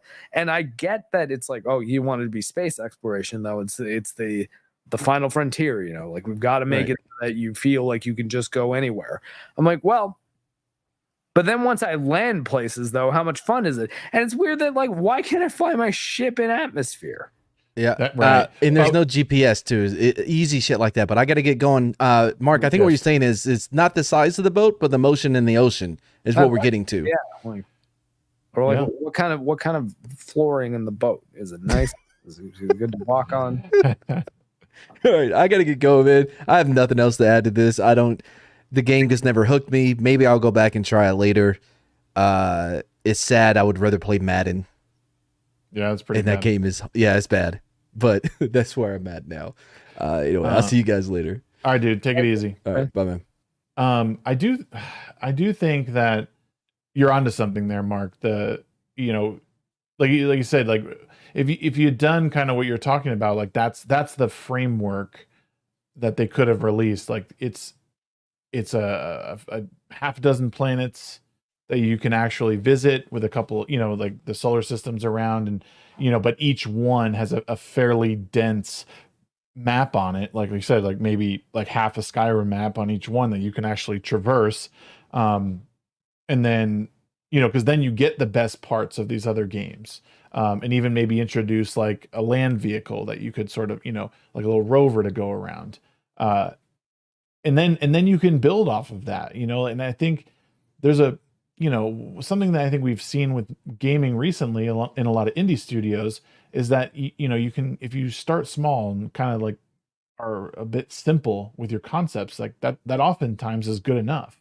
And I've seen a lot of games that have just tried to do too much, and maybe this is what's plaguing, quote unquote, Starfield in for us, is that they they just were a little bit too ambitious, and they had something or have something really good if they had just kind of scaled it back a little bit and been a little bit more deliberate in the creation of the planets. And or maybe this is, it very well could be the beginning of something that we don't fully understand or appreciate, because maybe Starfield 2 will blow us away.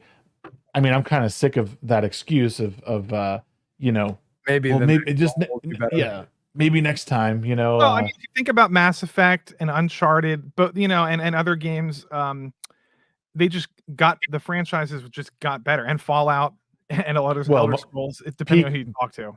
Peak Mass Effect was 2. They all got better. They all got better. It's just how it is. I don't know. Yeah, I think I could make a case for Mass Effect 1 having the strongest story.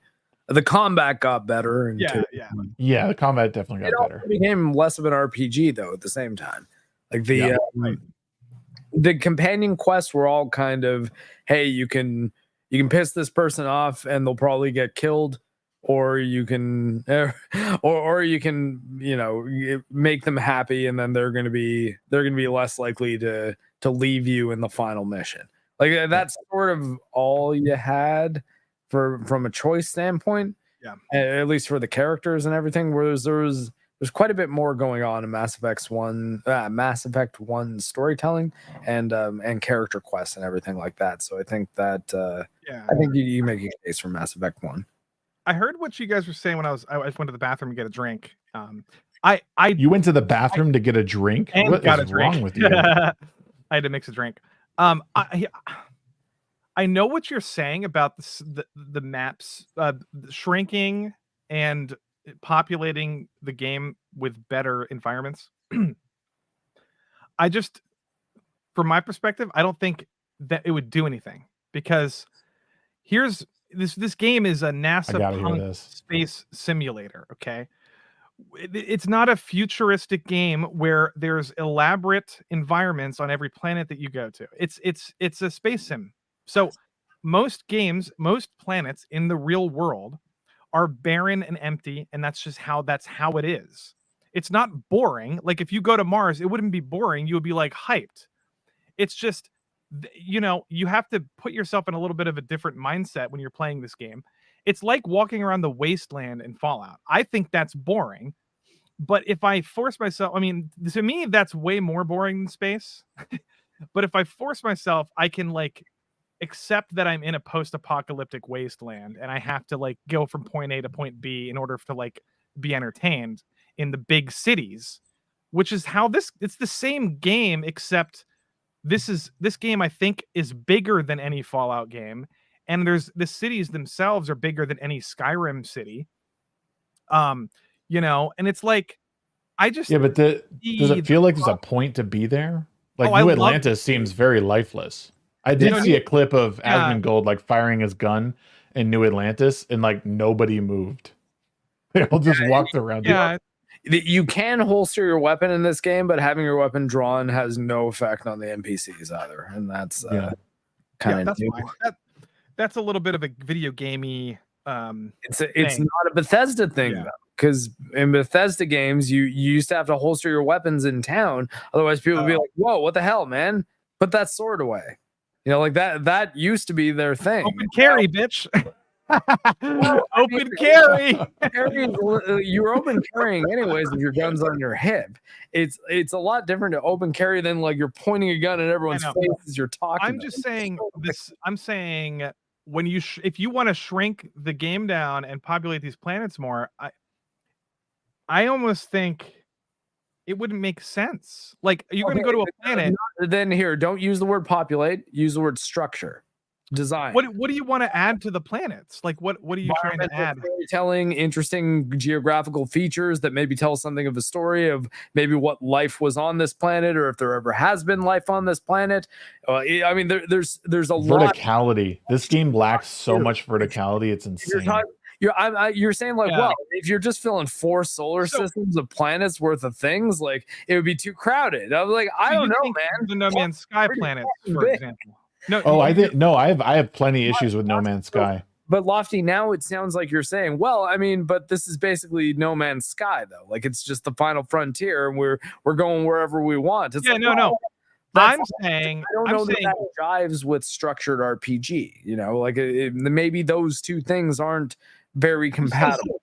Like, I'm saying if you land on a planet and it's what you just said or earlier was, which is, you know, this planet has a map region that's like handcrafted, or, you know, it has more things to do.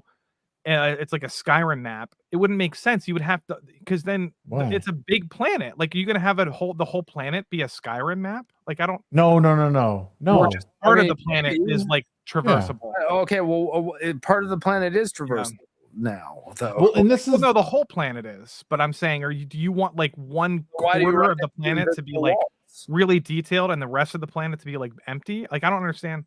Lofty, the whole planet isn't traversable, though. There's like landing zones that you go to, and they have like an area that you can explore. But so is No Man's Sky. I mean, like, No Man's Sky just has procedural generated, like, you know.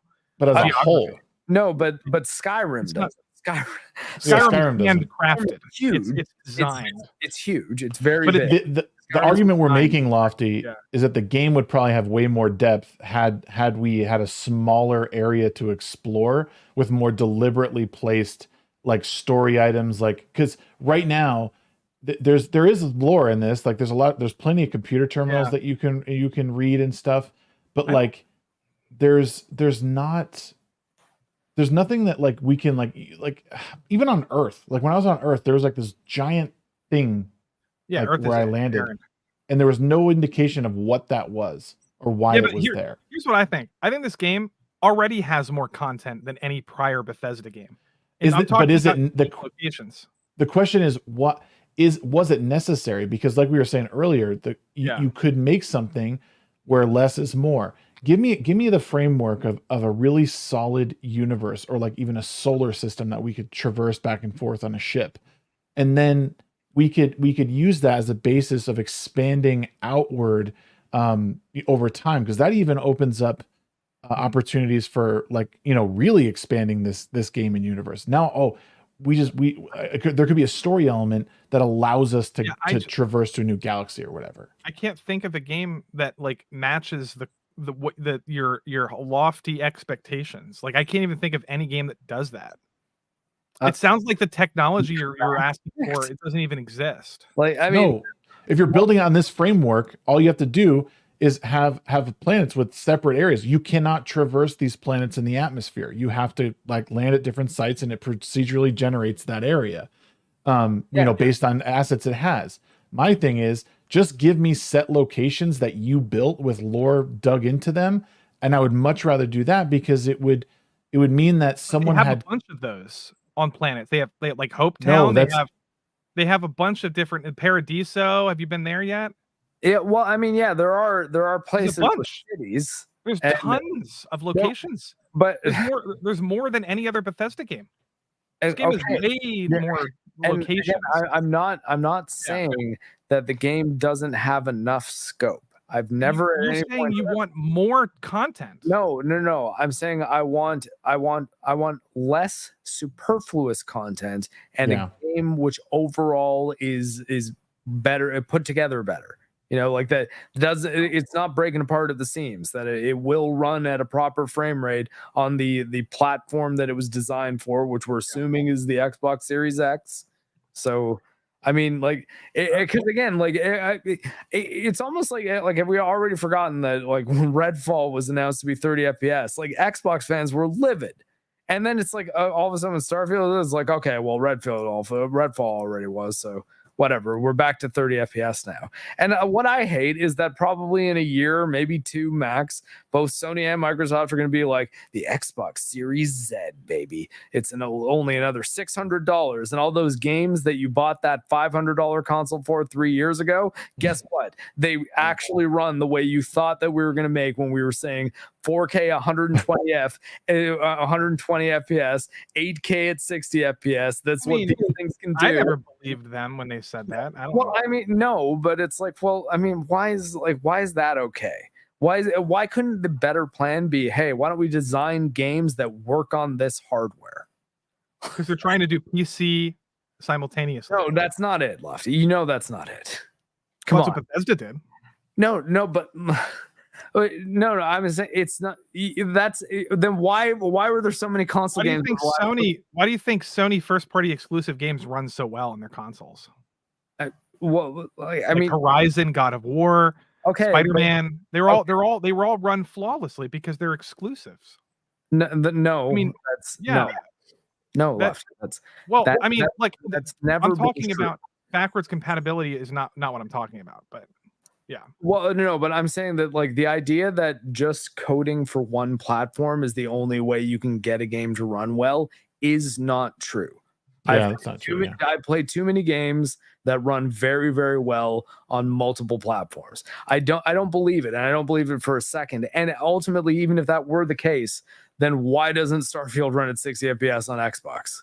Because if that's the place where they could just make it perfect, like design it to Right. the T for this hardware specifically, I think it being capped at 30 on its flagship platform is just them flat out saying, yeah, we tried to design it for this thing specifically, but we definitely set our sights way too high. This thing isn't capable of that, so now we're gimping it.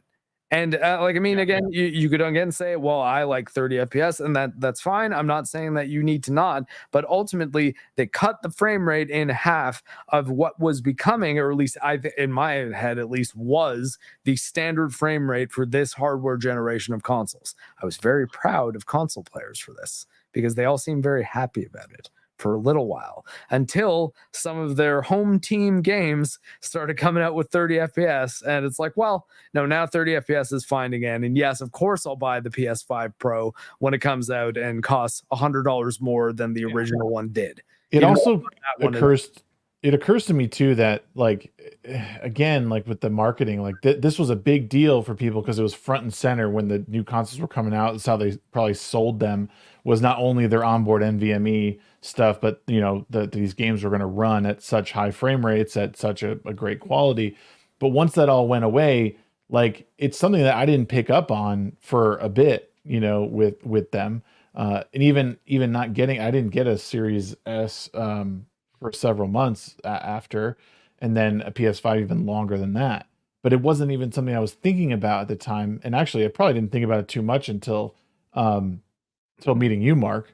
That I realized, like, oh wait, these games aren't all running at the frame rates that they promised. Like, and again, it like to me, it's not always a big issue of frame rates, but I don't know, but they're playing off the ignorance of their player base. They're like, oh, we pumped this up, but they're probably just assuming we're doing that, and then no one's really bothering. So I guess maybe in some way, Lofty, I agree with you that I don't know how many normies are really caring about the frame rate thing, but that's also sort of a tertiary issue that from what we're kind of talking about with the game design. The game design matters more to me.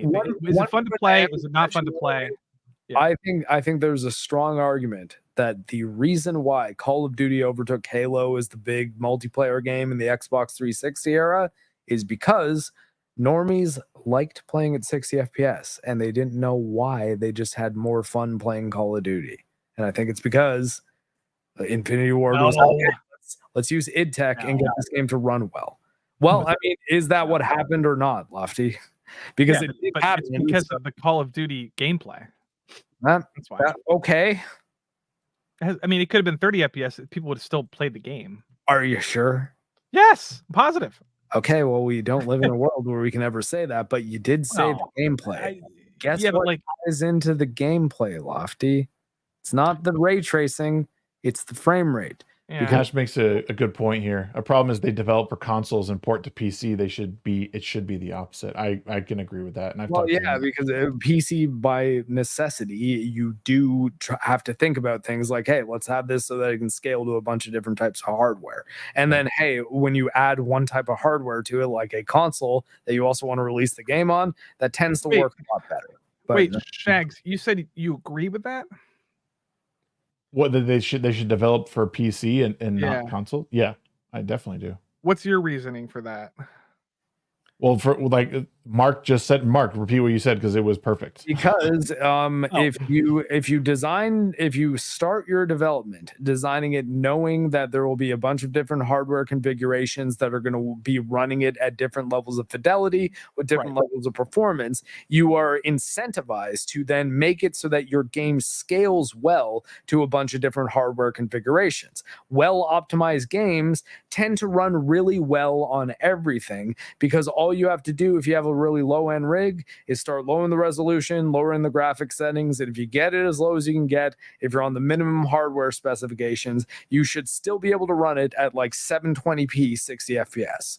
But if you design on a console and you are also okay with the people on that console market saying, yeah, 30 FPS is a-okay, what they try to do is just make the game look as pretty as it possibly can, because 30 FPS is not a hard target to hit. They get to 30 FPS, but then when they'll do things like Todd often does, which is tie the game logic to the frame rate, or Dark Souls, From Software had a big issue with this with Dark Souls 1 and 2, where your weapon durability and armor durability, if you increase the frame rate to 60 FPS, your stuff would break twice as fast, because it's clocking how many frames how many your amount of damage is calculated by how many frames are in the attack. And that was messing with the game logic. So there's a lot of things like that make it so that, well, sometimes porting from a console where they're like, we only have to make it work on this, and we can't make it work any better than it can possibly work on this very weak hardware. And that often happens much more towards the end of a console generation, because that is, I think Sony's been doing this for years, where they just release a game on kind of the generation before they actually design the game for, because they can get it running at 30 FPS on there, and then they know they can double dip. I think that's what they did with Ghost of Tsushima. Well, I mean, Ghost of Tsushima, no, not really, because Ghost of Tsushima, they didn't actually make you buy it again. Like, that was just backwards compatible. But I think that was an example of, hey, them not double dipping. But yeah, I think Ghost of Tsushima was basically a PS5 game. They just decided, we can also release it on PS4 and make money. Same with God of War Ragnarok, same with Horizon. But I don't have a problem with that, because that is an example of them using the PC mentality of, hey, let's get this thing running like mint on our brand new hardware, but hey, we can scale it down and then it will still run on this hardware. And I think the cool thing about PC development is, if you get a game scalable, like, as much as I hate to say it, one of the most scalable games in existence is Fortnite. And you can run that on your phone, you can run it on your Nintendo Switch, or you can run it at like 4K ray tracing, 249 FPS on a high end. The Switch. The Switch is the Switch is a beast of its own dimension, in a different dimension. You know, well, it's like Tears of the Kingdom can't be optimized for PC. It's just so. I mean, it could be, but like, what's the point? I mean, so I don't know what you mean by that. I'm saying Tears of the Kingdom has to be optimized for the Switch. Like, they had to do their best to make it run on the Switch, and then they that's Nintendo's a whole other beast that I don't know if we should get into. Nintendo has marched to the beat of their own drums since like the GameCube. Yeah. Hardware wise. Yeah. But that's true. Everyone. Thanks for letting me on, Shags. Yeah, of course. I just want to quickly this one, but Lofti, all that is that's a minimum hardware spec. Mm-hmm. That's it. And not only that, a lot of people don't realize, and I can say this as somebody who has modded their Switch and runs it in overclocked. The Switch actually by default runs underclocked for the vast majority of the games that aren't named Mario Kart 8 Deluxe, or some of the indie titles. So a lot of the like the GPU and the CPU and even the RAM run times aren't actually optimized for the games. They're not even taking advantage of the Switch's hardware, which, to be fair, is still vastly underpowered compared to the rest of the market. But it's capable of a lot more still, even with that considered, than what comes out of the box that they give you access to, unless you decide to mod it, which you only have the option with really, at least easily, with an original model, a version 1 model of the Switch, which I still have, like a launch model. Same. Or if you decide to pay extra to like mod chip the thing, which is pricey and a little more risky, you can then do that with like a version 2, even a Switch Lite or an OLED. That requires more work. It requires more money. Whereas like with the version 1, you can do that all on your own super easily. Like you spend at most like $20-25 and you can do it completely, on your own, which I've done. And I run all of my games overclocked, just about, at least any game that would take reasonable advantage of it. Like you were saying, Tears of the Kingdom, for example, I didn't experience any of the the frame rate issues or any of that with that game because I ran it overclocked. I ran it overclocked to the point where my Switch was warming up. That's for sure. I did the same thing with Pokemon Scarlet and Violet, and I don't experience the issues with that the vast majority of players do. I think a problem with that, though. Oh, does that fix pop in or no? Or is that a totally different issue? Pop in's a different issue. That's something that overclocking can't completely correct. It'll bring things faster. It'll get you access to assets on screen faster. That was the most annoying thing about Pokemon. It was like I wish that they would pop in quicker, further away. I could see like what's way over there. Other than that, I didn't really care about the performance.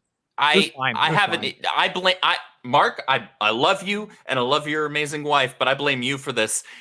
You got me hooked on performance of games over just visuals, and I believe there's a happy medium to be found, but you got me hooked on developers finding the proper that proper medium and games running well, and games should run well. Can we all agree that performance and graphics are secondary to gameplay and fun factor? No, because I disagree with that. I think you need to look at video games as a whole. I think video games need to be looked at as something, because I think the same thing is with movies, and I make this argument all the time when it comes to adaptations of existing properties, whether it's Star Wars, whether it's Marvel, whether it's DC. I rate things on multiple facets. I'll say, okay, how is this on an objective level? How is this on something that I can measure in a manner that I can apply these same exact things to any other movie? How's it cinematography? How's the writing? How's the pacing? How's all of these things? But then I also was like, okay, but how is it as an adaptation of this thing? I think the same thing applies to video games. But with video games, since it's an interactive experience, if that interactive experience is filled with lag, it's filled with pop-ins, it's filled with something that it just doesn't play well. And I say this as a longtime Pokemon fan. I've been playing Pokemon since it came to the States with Red and Blue. Scarlet and Violet, though mechanically it has a lot of great things going for it, there are a lot of cool ideas implemented, it is abysmal and inexcusable how bad the performance is for that game. And therefore, I would consider it a bad release, though it has a lot of good things still existing there. And I think that we need to hold a lot of these entertainment mediums, their feet to the fire as a whole. It needs to be more than just one thing. Here's the thing with Starfield. This is what I really wanted to talk about. I haven't actually played Starfield. I want to put this out there. But I have friends that absolutely adore the game, and these Andrew are people has a black friend. He has a black friend. Everyone. I do. No, even I could do you one better, Shags. I work for a black man. You work for a black I work oh my for God, a black man. He's a slave to a black man. And I work around other black coworkers, and I actually consider them cool people. It's crazy.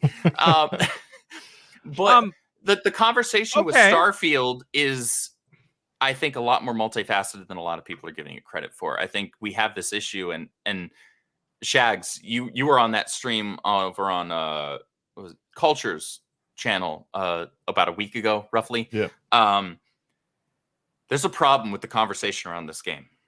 I don't think enough people are being completely intellectually honest about it, because I think multiple things can be true at once. I think with this game specifically, there are a lot of things you can legitimately criticize. There are things that you can have an opinion on, and maybe that opinion's fair, right? I think that... Right, like questing and dialogue and all that kind of... Yeah. Well, the pronoun thing I think is freaking stupid, but whatever. If that was all that it was, okay, man, like, you need a different hill to die on, right? There are some other things that we would consider in this community, like woke crap, but they're still so minimal that my issue is that people are inventing them, so they don't exist, so they have to make them up. Well, there is definitely that, like, but another part of it, I've not made any woke arguments. To be fair, my issues are mostly technical. Yeah. Oh, I know, and Mark, I've always been able to, and something I wish more people were here to take note of this point, because Mark has always been a very consistent individual when it comes to his criticisms of things. They've always been on a very fair, very technical level. Yes. And that's something I've always held immense respect for him for. He doesn't just go along with whatever the popular take is on something. He's going to give you an honest, critical take of something. Right. I think with Starfield, there are what we would consider like woke facets or woke aspects. Again, they're very minimal, but people are using that. Here's where my issue comes in. They're using that as an excuse to wholesale call the game bad.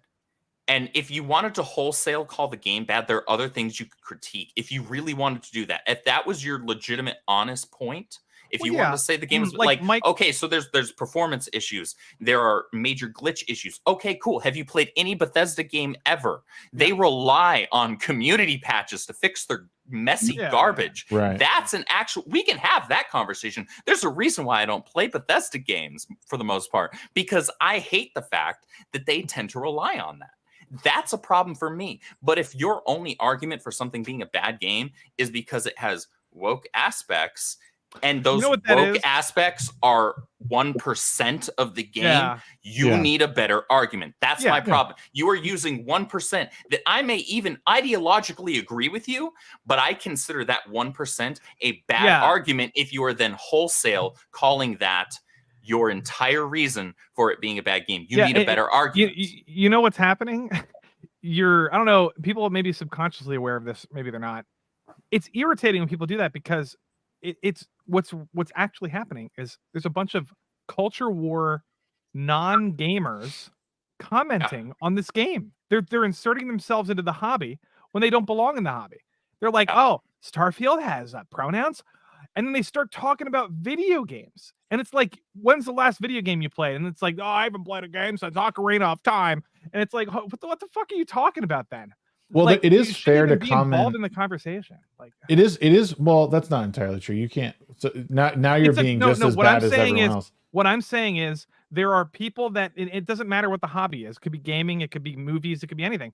There are culture war obsessed people that insert themselves into every hobby, whether or not they're involved in the hobby. I think that's true, but I think there's more to it than just that, because I think this is another situation of there being. Well, yeah, it's more than that. I'm just saying that's really annoying. That's what. I agree with that. That's equally as annoying to me as people who are on the other side of the aisle ideologically. Yes, that, when the left claim to be fighting over there, themselves into hobbies that they don't belong in. I agree. About it too. I'm a longtime gamer. I'm a longtime comic book fan. I'm a longtime fan of a lot of this geek crap. And I hate seeing either of those things, though. My issue is that there are ideological issues on both sides for sure, and there are people on both sides that use this as their sticking point. It's for clicks. It's for. I'm a capitalist. Make your money. That's fine. But for me, be honest about it. Right? I don't care if you're making money off of clicks for your video. That's whatever. You make your money however you need to, as long as it's not actually hurting anybody. But I don't like intellectual dishonesty. That's my problem. And people are being too far one-sided in one way or another with this game. Yeah. For me, it's either the game is the most woke thing in the world. It's not. There are more woke video games. Don't use that as your argument against it being. Oh, this is probably the tamest one in the past few years. I mean, it's pretty like dude. I have 200 hours in Baldur's Gate. All right, I know it's woke. And it's got some woke shit in it for sure. However, I can critique it on other aspects as well. And as somebody who's a longtime D&D fan, mechanically, the game is fantastic. Yeah, I've heard that. Yeah. What I want to hear real quick. Bad inherently. Anyway, go ahead. Lofti, real quick. Yeah. I don't really want to spend a lot of time on this part of the Starfield conversation, because people have been talking about it ad nauseum, and I apologize if I drudged up any old wounds. No, you're fine. I was on another stream and I kind of just jumped in here and took over things. I you're apologize. Fine, Andrew. It's more like, because people, I mean, that's what people have been talking about with Starfield. And I think there's lots of criticisms to be leveled against Starfield. I think the least of its worries is That's what Andrew was saying. Yeah. And what I mean is I just don't want to get in the weeds of talking about that for the last 20 minutes, because I am interested though, like Andrew, because I don't know if you've talked about it too much, is really like what, like, have you you haven't played it, you're commenting more on I have access to it via Game Pass Ultimate. I just haven't played. This is the funny thing. So I don't play that many sci-fi games. I'm more of like a high fantasy, Might and Magic, Dragons and shit type of a video game player, or like a Japanese JRPG player, Persona, Xenoblade, things like that. I'm waiting for some gent to create a Mass Effect N7 Shepherd armor mod for the game, and then I'll jump in. Because I'm a massive Mass Effect fan for all three of those games. As soon as somebody does that, then I'll be like, okay, cool. I'll download it. I'll add the mod. Then we're good. I have, again, like I said earlier, I have a number of friends that have been thoroughly enjoying the game. And these are people who have acknowledged some of the kind of goofy stuff that's in the game, and even acknowledged some of the technical things as well. They're like, this is like, come on, guys, polish this. These are also people who are familiar with Bethesda's products.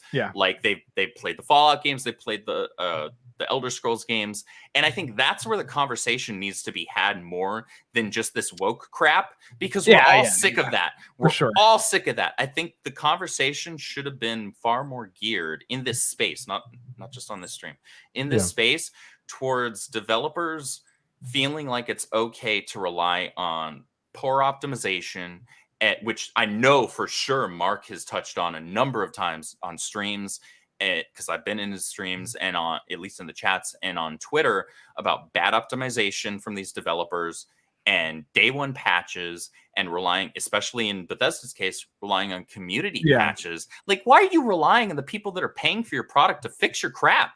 Because it's free.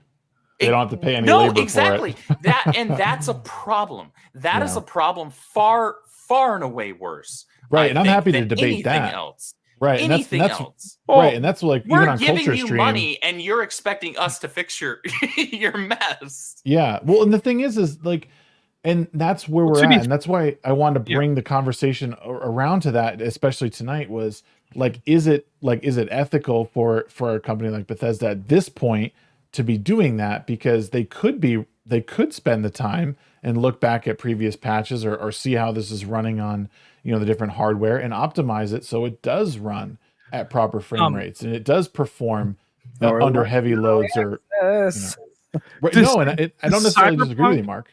Does Cyberpunk allow for mod community to like heavily involved in Dude, they gave the mod community the access to the freaking mod framework, right, Mark? It's why, I mean, to anyone to this day, if you're a Cyberpunk modder, I want to make a Trauma Team mod, but I don't know anything about game development. I will write it for you though, and I will make sure that the gameplay systems are phenomenal. I have 620 hours in that damn game, and all achievements on Steam. Okay, bless your hearts. I played the crap out of that game. I love that game despite all of its flaws. Well, here's the thing. I think in a couple weeks, not even that long now, unless Phantom Liberties, like the 2.0 update, breaks the game, I think there's going to be a lot of people who have been gritting through a bit of Starfield this month that are going to fire that game up and be like, oh shit, this is a way better like first person shooter / RPG experience. It's not a better RPG. It's a better action game. First person shooter RPG experience. The experience is the part I was highlighting. They like, ultimately this feels better to play. It feels more alive, more polished too. At this point, at least. Right? Well, I mean, and like Cyberpunk had a bit of a benefit. You could argue that the last 3 years of Cyberpunk, 3 years have been basically its early access period. I think pretty competently, especially if they're doing things like adding car combat. That was also, you can do like twisted metal shit in the game, which I think is going to be wild. They're redoing all the perk systems. There's like a whole bunch of changes that are happening. The wanted system's changing now, so now max tac can come after you when you have. I'm excited for that, honestly. Like, I want to actually. What's max tax. But the craziest part about it, and why I still think CD Projekt, for all their faults, still do people solids every now and then, the 2.0 update's going to everybody. You don't have to buy anything to get the car combat, the better That's smart. perk system. That stuff is all just a free update. It's just the What you're- story stuff. that all Should you're be. paying, you have to well, buy story, two things. You're paying for the story, the Idris Elba spy thriller storyline, and the level cap increase. So like it's not like, oh well, I'm just going to grind up to the max level of the expansion and then start it and just fly through the whole thing whenever I do buy it. So it is like you are incentivized to buy it. But also it's like, hey, you can if you bought Cyberpunk and just weren't able to return it, it's just been sitting on your hard drive or like sitting in your Steam account or Xbox hard drive, whatever it would be, for that long. Fire it up on like whenever Phantom Liberty comes out, and the game will probably be better unless, and hey guys, like again, which is why I always say I try to be as honest as I can about CD Projekt and their stuff. This update might break the game. That's a possibility. And if that happens, I will absolutely be like, well, yeah, they fucked up again. Well, and to that point, I think that kind of piggybacks, maybe unintentionally, albeit, off of what I was saying, which was that I think we're not holding game developers' feet to the fire in the right things at this point. I don't personally think that developers like CD Projekt Red should be able to get away with putting out something that the vast majority of people who have the specs that are supposed to be able to run a game run the game. They didn't get away with it. And they've lost so much, like their stocks I think plummeted and all this. They did. But then you have Bethesda, who's been getting away with it for years on console and on PC. Well, I think that they're definitely getting away with. That's the market, though. That's just how the market works. And that's a problem. And I think that's a conversation that should be had amongst gamers far more in terms of what are we willing to actually put up with? Because right now we've been showing them that we're able to put up with a lot, and I think put up with more than what we should be when it comes. Starfield could be something like we have the luxury of hindsight for something like Cyberpunk in that, but we don't for Starfield. You're seeing big numbers in the first 2 weeks. That tells you nothing other than they marketed this game well and people responded to that marketing. That's it. Like in a year, when is it, Phantom Liberty comes out, whatever it's called, that expansion. I think you're right, Mark. In 2 weeks. Yeah, I think you're going to see. Yeah, I think you're going to see a huge drop off when people are given a comparable alternative to something that's like at least within a given range, similar enough to this other thing. Yeah. When you have that competition, that's when your product is put to the test. Like, are people going to stick with your product, or are people going to shift over to this other thing? You said that you're enjoying Starfield. Like, you keep. I am. I'm not. So and here's the thing. But I want to be fair to my experiences and how I'm feeling about it, because, like I said, I can't figure out what it is that keeps me going back to it. Like, I'm sitting here thinking like, oh, I want to play Starfield tonight, but I also want to sleep. And I don't know. As I was sitting here listening to everyone talk and we bringing up Cyberpunk, one thing I realized, like Fallout, Skyrim, or Elder Scrolls, Cyberpunk, I understand these worlds that I'm playing in. Like, the art style makes sense and reflects it. I'm realizing that Starfield is somewhat, and maybe we did bring this up earlier, it seems like kind of ambiguous as to where this game is. Like, is it post-apocalyptic? Like, obviously it is, because Earth is like a wasteland, or it's a complete desert, or at least the spots we land on. Yeah, it's near future, high fantasy sort of NASA punk, not a high fantasy, high sci-fi, NASA, with some exaggerated Bethesda quirks. But do you hear yourself? Like, you just named like 4 genres, or like 4 things that are kind of related. But like when I boot up, Skyrim, I know exactly what that is and where it is. Cyberpunk, I know what that is. It's very obvious what Cyberpunk is, the aesthetic that's in it. Starfield seems like, and it's probably intentional, maybe. Like, it just seems like an amalgamation of things, but its identity, like the background identity, seems very ambiguous and strange. Unique. It's doing its own thing. There's not a lot of games that are set sort of in the near future that are not hyper, super ultra sci-fi space operas. You know what I mean? Like Star Wars or whatever. Like this is Right. sort of a realist. Like if we settled on planets in the next 200 years, that's Starfield. Yeah. Not a lot of games that do that. I mean, like EVE Online does it. No Man's Sky is very cartoony. Very cartoony. I guess they're similar. They're similar, of course. Yeah. But like No Man's Sky just did it. Here's my thing. If it's like I feel like everybody's, everybody's downplaying the questing and the RPG mechanics of this game. It's like, yeah, I spent most of the beginning part of the podcast talking about how much I like the Space Pirate quest. And I think talked that, about negative. I think that comes people have been here to the whole time. I think that comes to one of my biggest problems, if not my biggest problem, about the conversation surrounding this game in this space, which is that people not being able to mentally and intellectually multitask, which is you can criticize some things, but still be honest enough to say, okay, I disagree with this part, whether, it's the pronoun crap or the stupid feminist mug or whatever it is that takes up less than 1% of the game, which fine. Ideologically, I agree with you. That's stupid. It's unnecessary. I don't need it.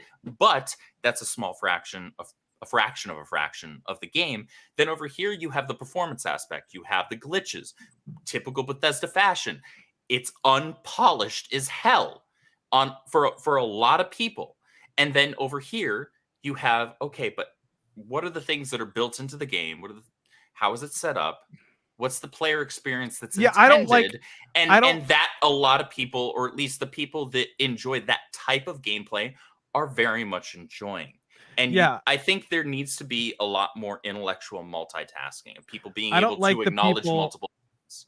I don't like the conversations that are like, oh, No Man's Sky did it better. Go play No Man's Sky. It's like that's where the conversation. I've not said that once. I'm not really. No, but I'm saying like people. There's a big part of this conversation, which is like, why can't Bethesda just do what No Man's Sky does? Like, you mean the game that everybody freaking bashed the crap out of for its first 2 years? Yeah, but Asmongold, dude, there's big. There are 15 guys on that dev team, so I'm just like, yeah, okay. But there's big, it was a small influential people, influential YouTubers that have a big audience like Asmongold, who basically just played the game wrong. First of all, he just ran around on planets, didn't do almost any questing.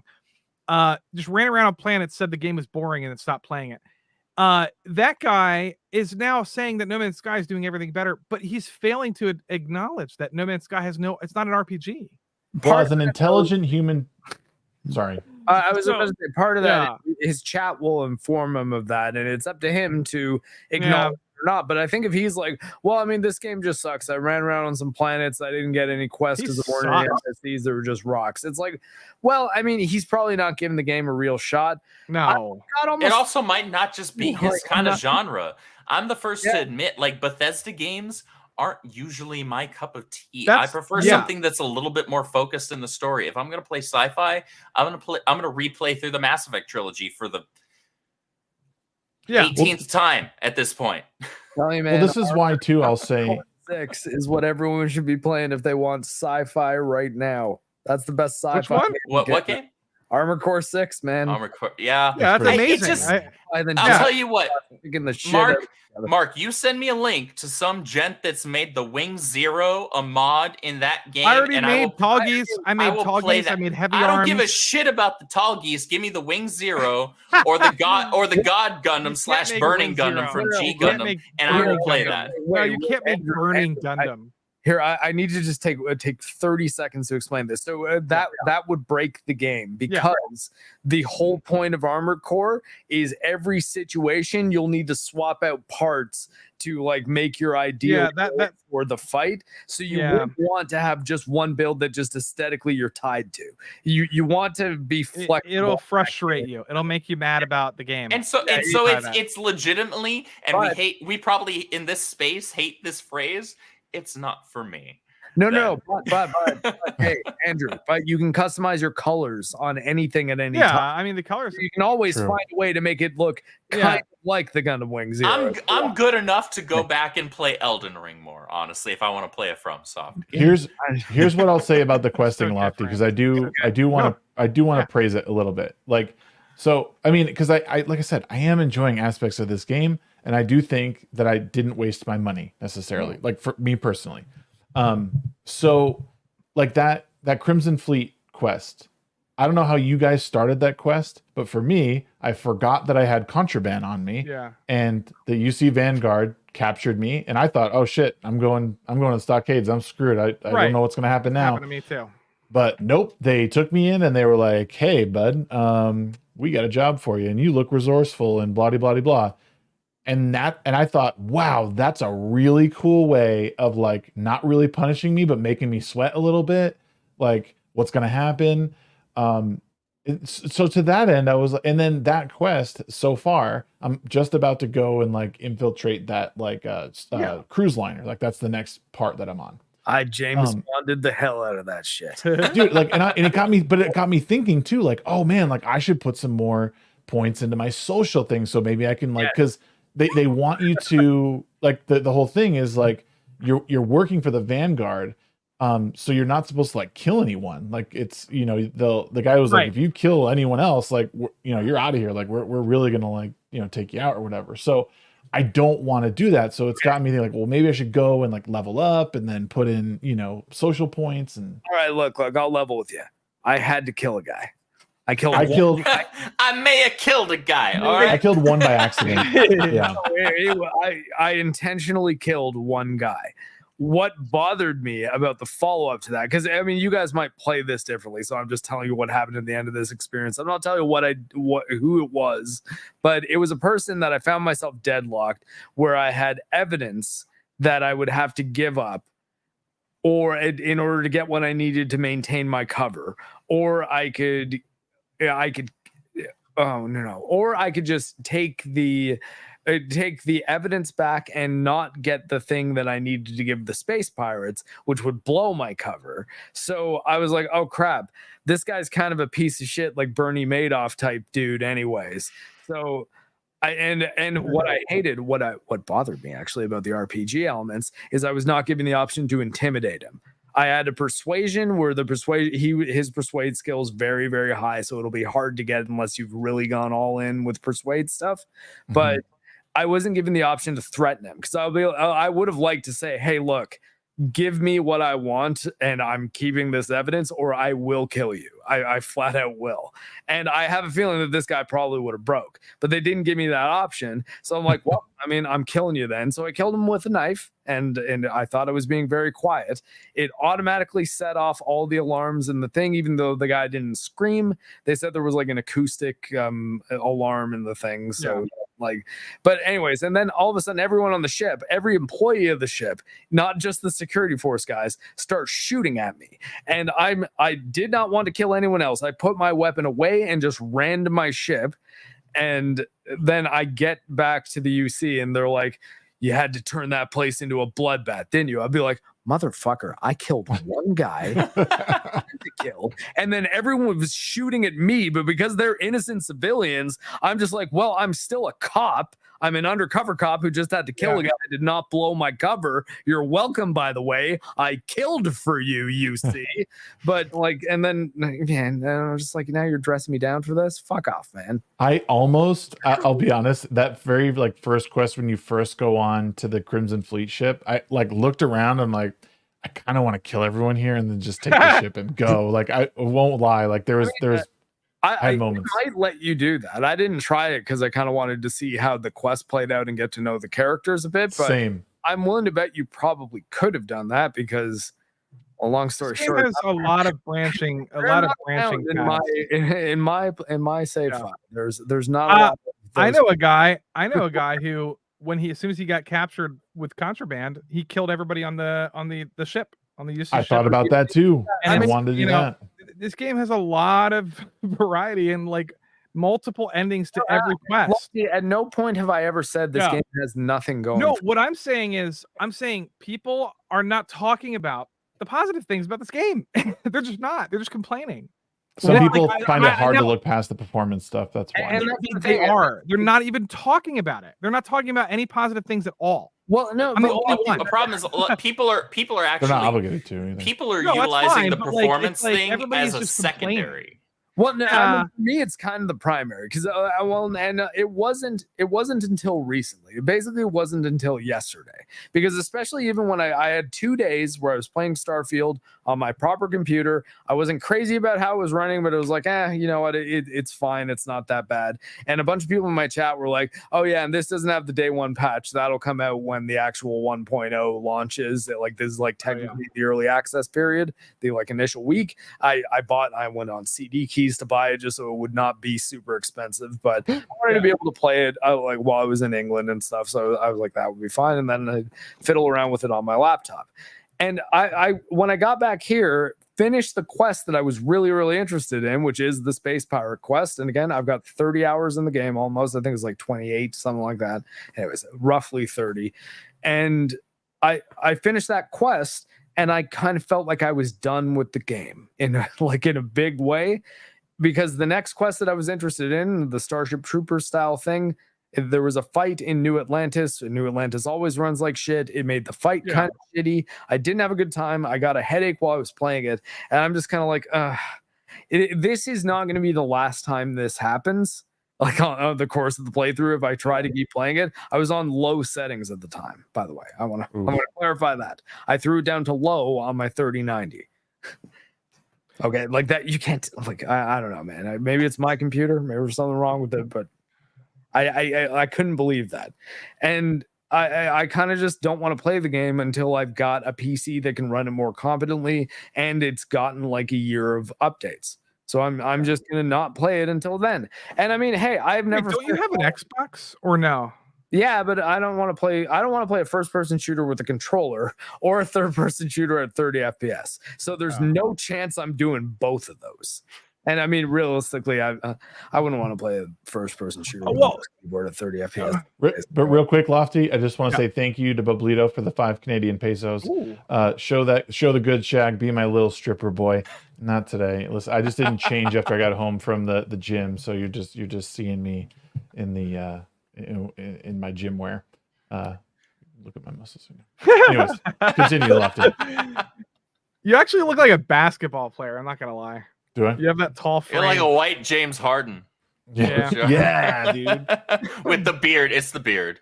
It's the beard. Look, my complaints about this game, like I'm trying to be more positive, because I feel like so many people are being negative and they're ignoring like all the good shit about the game. So, but it is important to be intellectually honest and criticize where it's legitimate. Yeah, but when everybody's criticizing things, right? No, but you don't have to no, fabricate things. But I think that it's important to, even for those of us who enjoy a thing, because I have 620 hours negative. Yeah, I have 620 hours in Cyberpunk. I have 500 and holy shit. I have 530 some odd hours in Hogwarts Legacy. Like, I love these games, but I also have been very critical where they are deserving of. Like, Hogwarts Legacy released in kind of a mess in terms of its performance. Cyberpunk, the same thing. And I think it's important, even though yes, you were absolutely right, Lofty, that this internet space is filled in a lot of ways, overfilled. It's overflowing with negativity, because that's what's pessimism. Clicky. It's what's clicky. But it's important for those of us, even despite that, and even though there might be this aversion to doing that and being a part of that negativity, I think it's still important for us to remain intellectually honest and say, okay, yes, I love this thing. Here are all of the reasons why I love this thing. Right, this whole swath of reasons, but there's also these things that I feel are legitimate criticisms. Well, I don't think anyone was doing that with Hogwarts. Nobody that I know. I have a lot. Well, to be fair, I don't watch a ton of channels in this space, so I'm not entirely sure. I know that myself and my friends that play it, that are in my Discord and things like that, were very critical of its actual performance on PC early on. Blabs didn't like the Harry Potter elements of it. She was like really disappointed with like the accuracy of things. I mean that she's the person that I probably would have thought would have liked that game no matter how terrible it was. I happen to be acquainted with some people that are the most, and I would put folding money on this as the most knowledgeable possible outside of Rowling herself, though Rowling herself forgets some of her own lore sometimes. To be fair, in terms of Harry Potter and Wizarding World lore. So that aspect, wasn't tripping on. That being said, there were plenty of fair criticisms to levy against both of those games. And I think that it's important to remain fair when we levy criticisms against things, especially the things that we love. I think two things are horribly done in this space. The first of which is criticizing the things that we love fairly. And the other is praising the things that we would otherwise take issue with. And a great example I like to use for this all the time is Jedi Fallen Order. I have hated Disney Star Wars since Disney was announced to have been purchasing the property. I was like, I think that's a bad freaking idea. And I have been proven right at just about every turn. However, and I should say, can't stand EA in 99.9% EA sucks of cases. EA is a horrible publisher. Absolutely abysmal publisher. However, that doesn't mean that there can be that once in a blue moon instance where something comes out that is under their publishing house that winds up being a good product. And Jedi Fallen Order, even though it had some performance issues early on as a game and as a Star Wars game, more importantly, Dead Space, it was a very good game. And that's how I felt about like Ubisoft Montreal for a while. Game. Yeah. And so I was like, look, I hate EA. I also hate the Disney era of Star Wars. I adore this game front to back. I've completed it 100%. Well, Mark liked Andor, I think, right, Mark? Yeah, Andor's fucking awesome. Everyone should Andor's good. I'm good. Yeah, I think people need to just be. It doesn't have the facets of Star Wars that interest me. I care about the Jedi and Sith conflict. Andrew, trust me. Try to care about the rebellion for a minute. Here's the thing. You literally just named the thing that I don't care about in Star Wars. I don't care about the smugglers. I don't care about the rebellion and the Empire versus the Republic. I want the Jedi and Sith conflict. Quickly, let me just make like the one line art. It is Star Wars for adults, and it is very well done. Honestly, I seriously and legitimately, I'm not even kidding about this. Think that Andy Serkis absolutely deserves a Best Supporting Actor award. Andy Serkis is a treasure. He's deserved this is one of his whole career, and he's never won anything. Best performances I've ever seen him in. No joke. I'm not kidding. Better than Gollum? No, yes, actually, I would. No way. Well, I mean, better than Caesar in Planet of the Apes? Yes, to both of them. No, because Lofti, just let me get to the end of the sentence. Go. Because you can see his fucking human body, man. Oh no, there's something about that I'm sorry is still a little special. And seeing him give an incredible performance as himself was great. And Andor's got one of the best ones. So I thought he was great in the Marvel films. Like he's good in the Marvel movies. He acts the shit out of his roles. Not even close. I agree with you. I thought that overall the Batman was kind of mid, but I thought that he was a fantastic Alfred. Again, nowhere near Kino Loy, man. Kino Loy's the writing though, isn't it? The writing. Here's the thing. Again, I care about the Jedi and Sith conflict when it comes to Star Wars. That's what separates Star Wars from all their sci-fi for me, and so that's what I'm here for. I will say, Mark, I've heard a number of people whom I actually trust on their opinion, at least insofar as writing, that Andor is a very well-written show, very well-scripted show, very well-shot show. That it's cinematography and all that's there. The performances are there. Like honestly, for me, it's like it begins and ends at writing. And that's totally fair. That is completely valid. I think that the thing that that Star Wars really needs is for people to watch a Star Wars thing with good writing and be like, oh. Then how about if you just did Obi-Wan Kenobi and wrote it kind of like this? Right. However, I love you, Mark, but I will use that very statement against you here for a brief moment, in that it's that missing part of Andor with the great writing would have been the Obi-Wan Kenobi part there, and that's what's important to me. Missing, though, because as far as the people in Andor know, this is a world where fucking Order 66 worked. Yeah. Like the Jedi were still a thing. They're just not around to help anymore. So it's fundamentally a story about a guy who's trying as hard as he can to just put his head down and live a life, but he keeps on getting pulled into shit. And then eventually realizing that, you know what? No, fuck this authoritarian bullshit. I'm going to be free. And you know what? We should all want to be free. And they're like, it's good, man. It's good shit. I believe you. I truly believe you. I believe you that you believe that. And I know a lot of people I don't think if you haven't watched it, I don't think you can honestly argue against it, man. I'm sorry, I can't take it seriously. I believe you haven't seen what I've seen. Dude, let me finish, Mark. Let me finish. Let me finish. There are a lot of people whose opinion that I trust who also said that the show was written very well. I'm saying the show's premise just doesn't interest you. Yeah, that makes sense. I'm not interested in a Star Wars story that doesn't involve the Jedi and Sith. But that's just me. I'm saying though, if you consider yourself a Star Wars fan who thinks that Disney has done nothing but a bad job, it is irresponsible to not watch what I think at least very many people will tell you is. I don't think Andrew is saying that Disney didn't do a good job with Andor. He was saying that his point was Jedi Fallen Order being the thing that he said. Like, yeah, I hate everything. Disney Star Wars. I hate that they even bought it. But you know what, Jedi Fallen Order, I can't stand these people. That was good these people. No, this bothers me. Okay, these people are like Netflix and Disney and all these companies. They'll never make anything good ever again. Everything is trash. Oh my god, Disney's never going to make anything. Disney's never going to make anything good ever again. Meanwhile, Andor is great.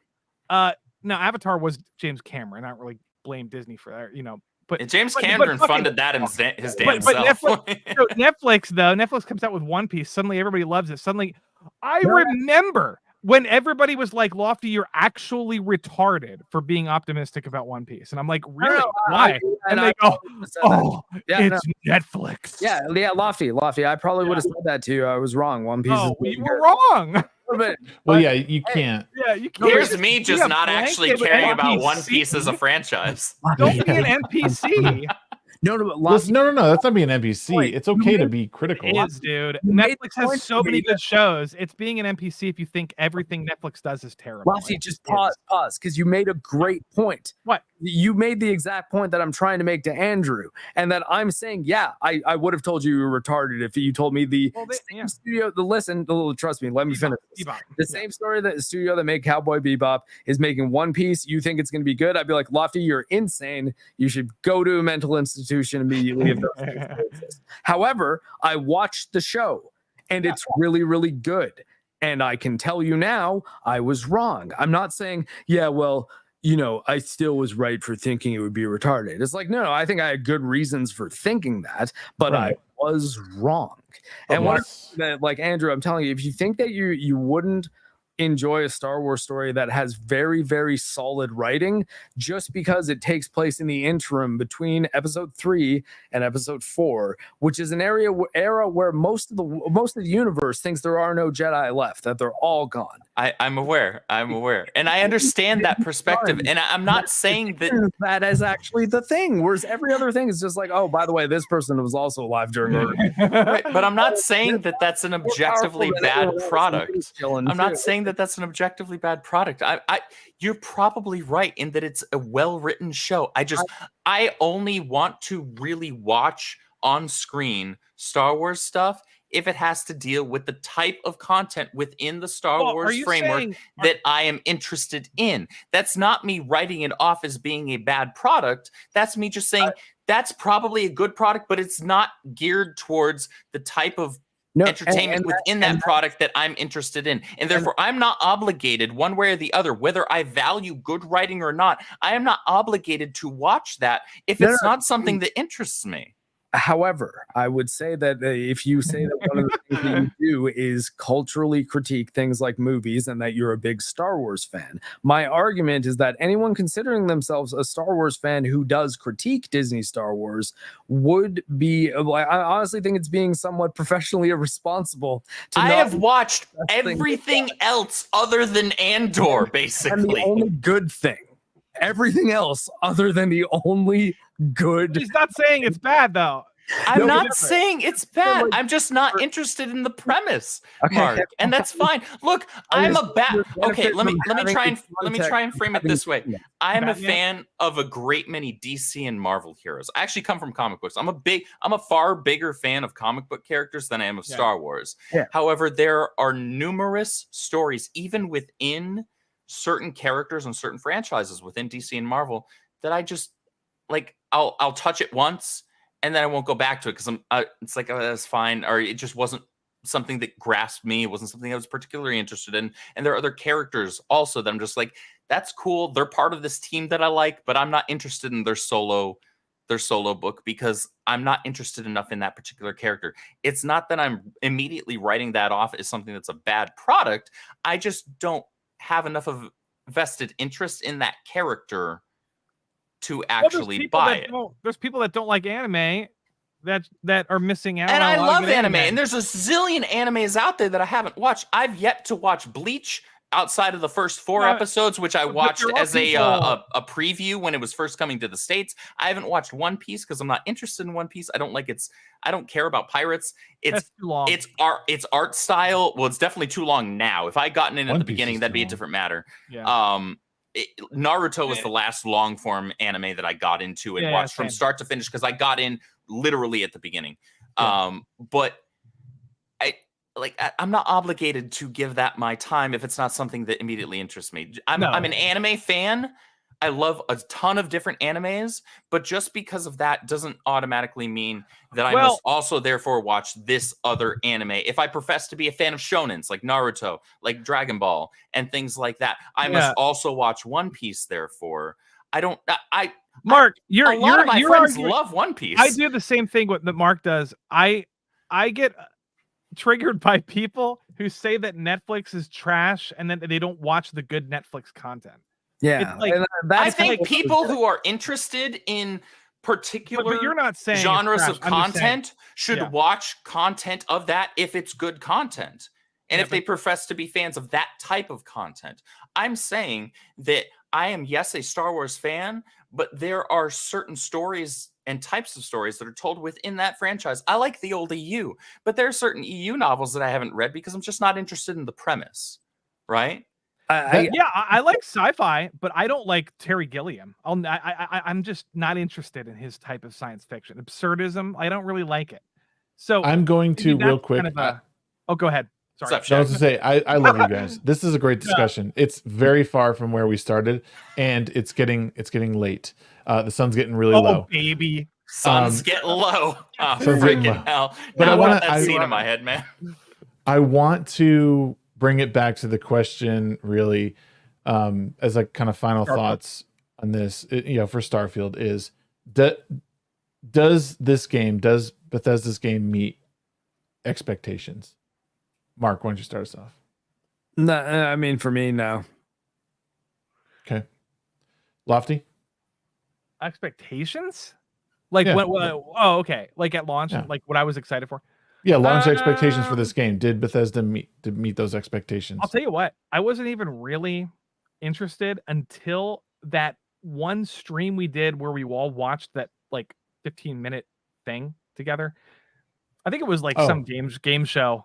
Anyway, then I was like, I'll play it at launch. Anyway, it has exceeded my expectations. I don't like Fallout. I'm not a fan. The last Fallout game, the last Bethesda game I played was Fallout 3. I played Fallout 4 for like 3 hours, and I was just like, I don't like the vibe, dude. I don't like I had fun with 4. Post-apocalyptic does nothing for me. It's not my genre. I'm tired of it. It's not my genre. And Skyrim I played again like recently. But other than that, this is my first Bethesda game in a while, so it scratched that sort of itch that I was like, I love this kind of RPG.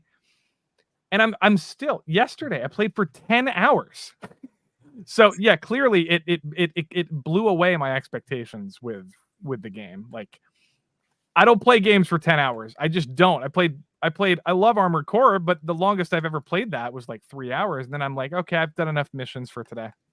Okay. I love that game, but it's like, I don't know, something about Bethesda's Starfield to me is just magical. I mean, it's got problems. Like I said, it's like maybe an 8 tops out of 10. But anyway, that's it.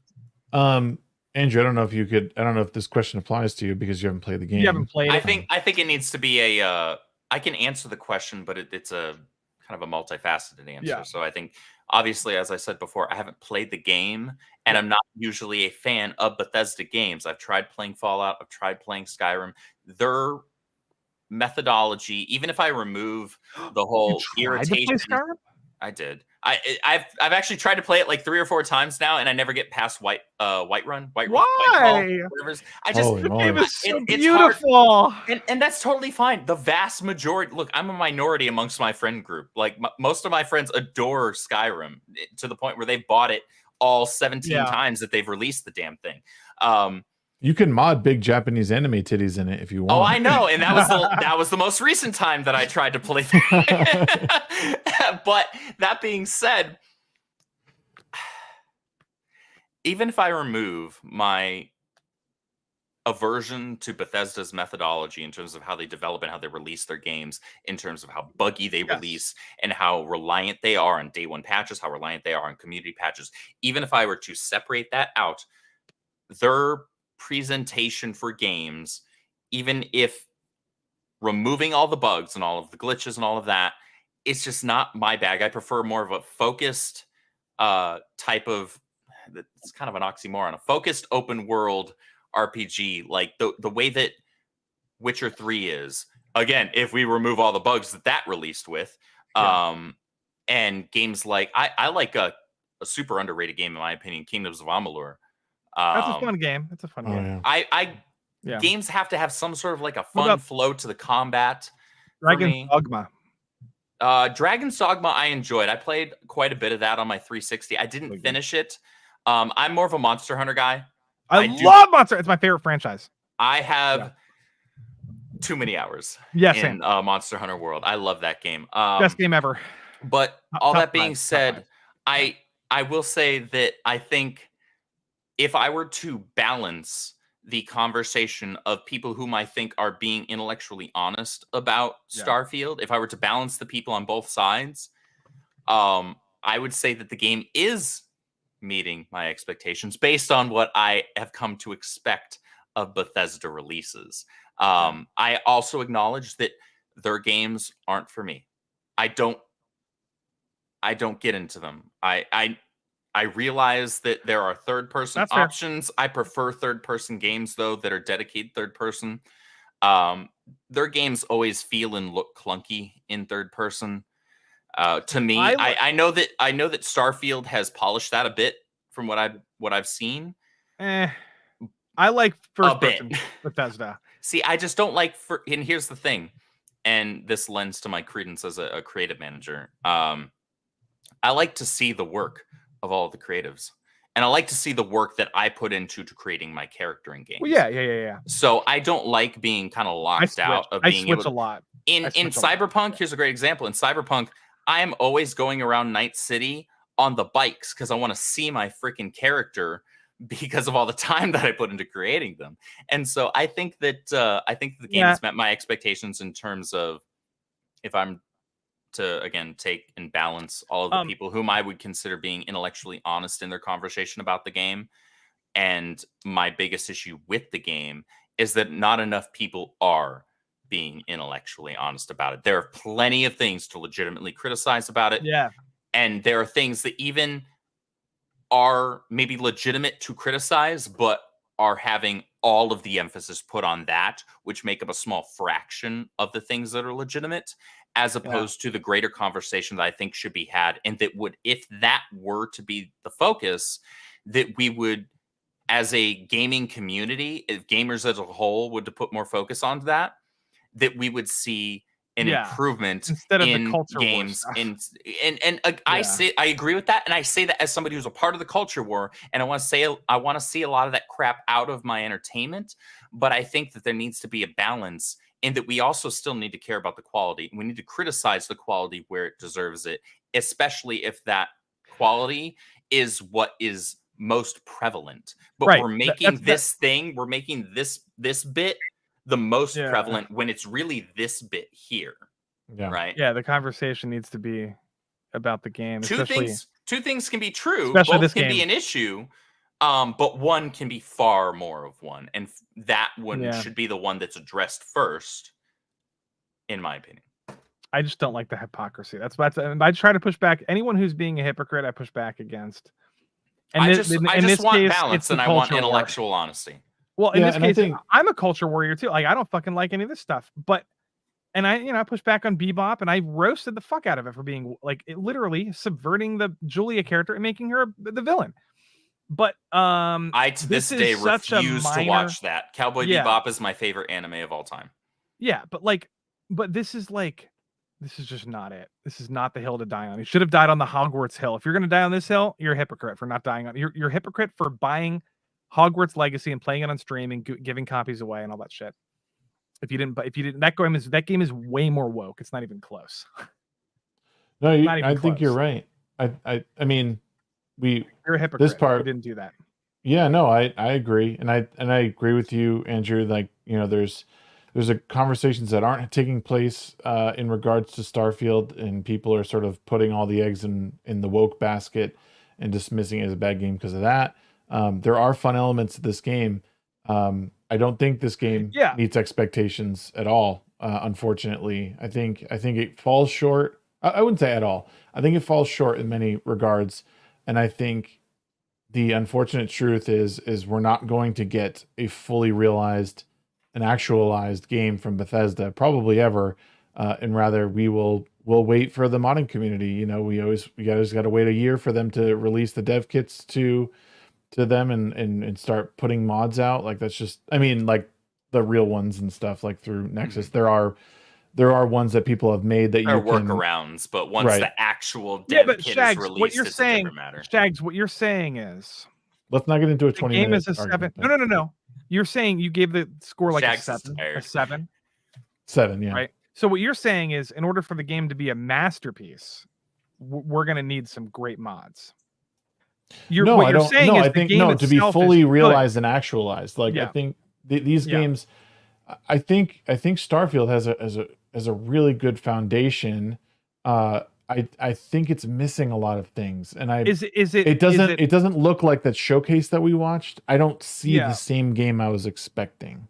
But is it okay to compare it to No Man's Sky and Cyberpunk in that and Halo, in that in a year or two the game's going to be way better?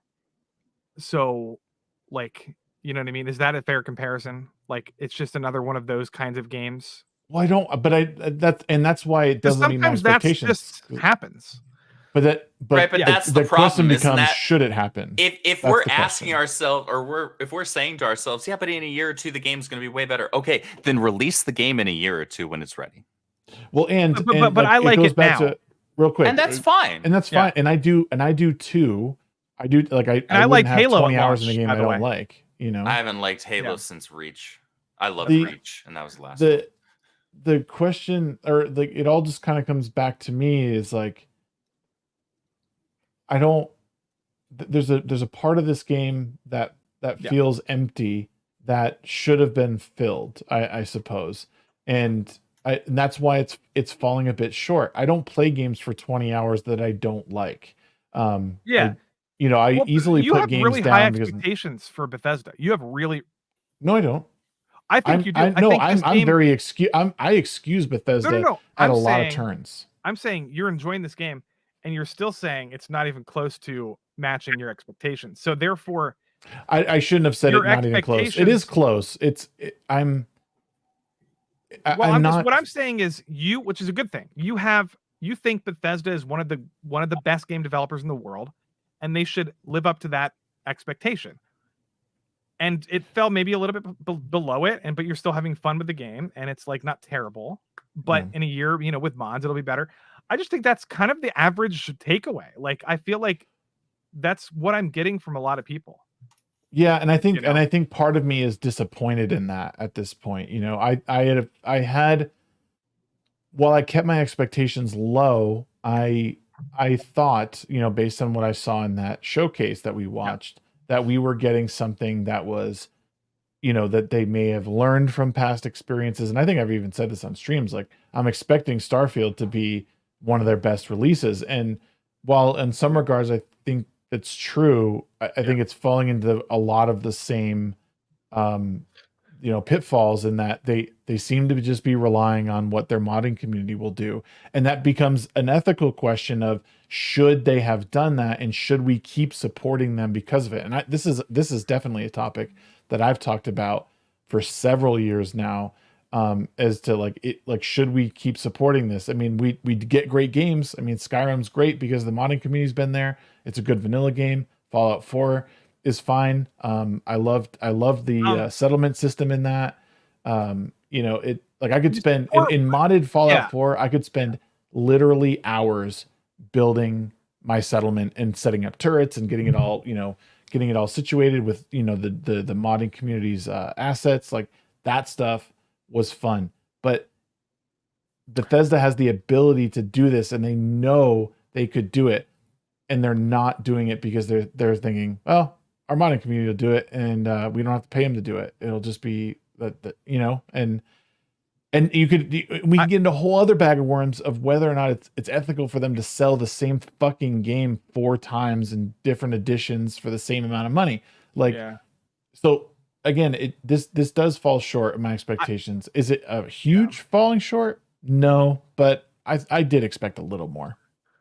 I just think, that's fair. I think the market I trust the market. And one of the few examples of this, which I don't trust the market at, which is like the EA Sports games. Mm-hmm.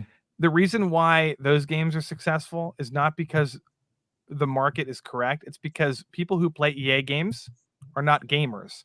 They play one type of game, and it's sports games. They'll play Madden. That's all they play.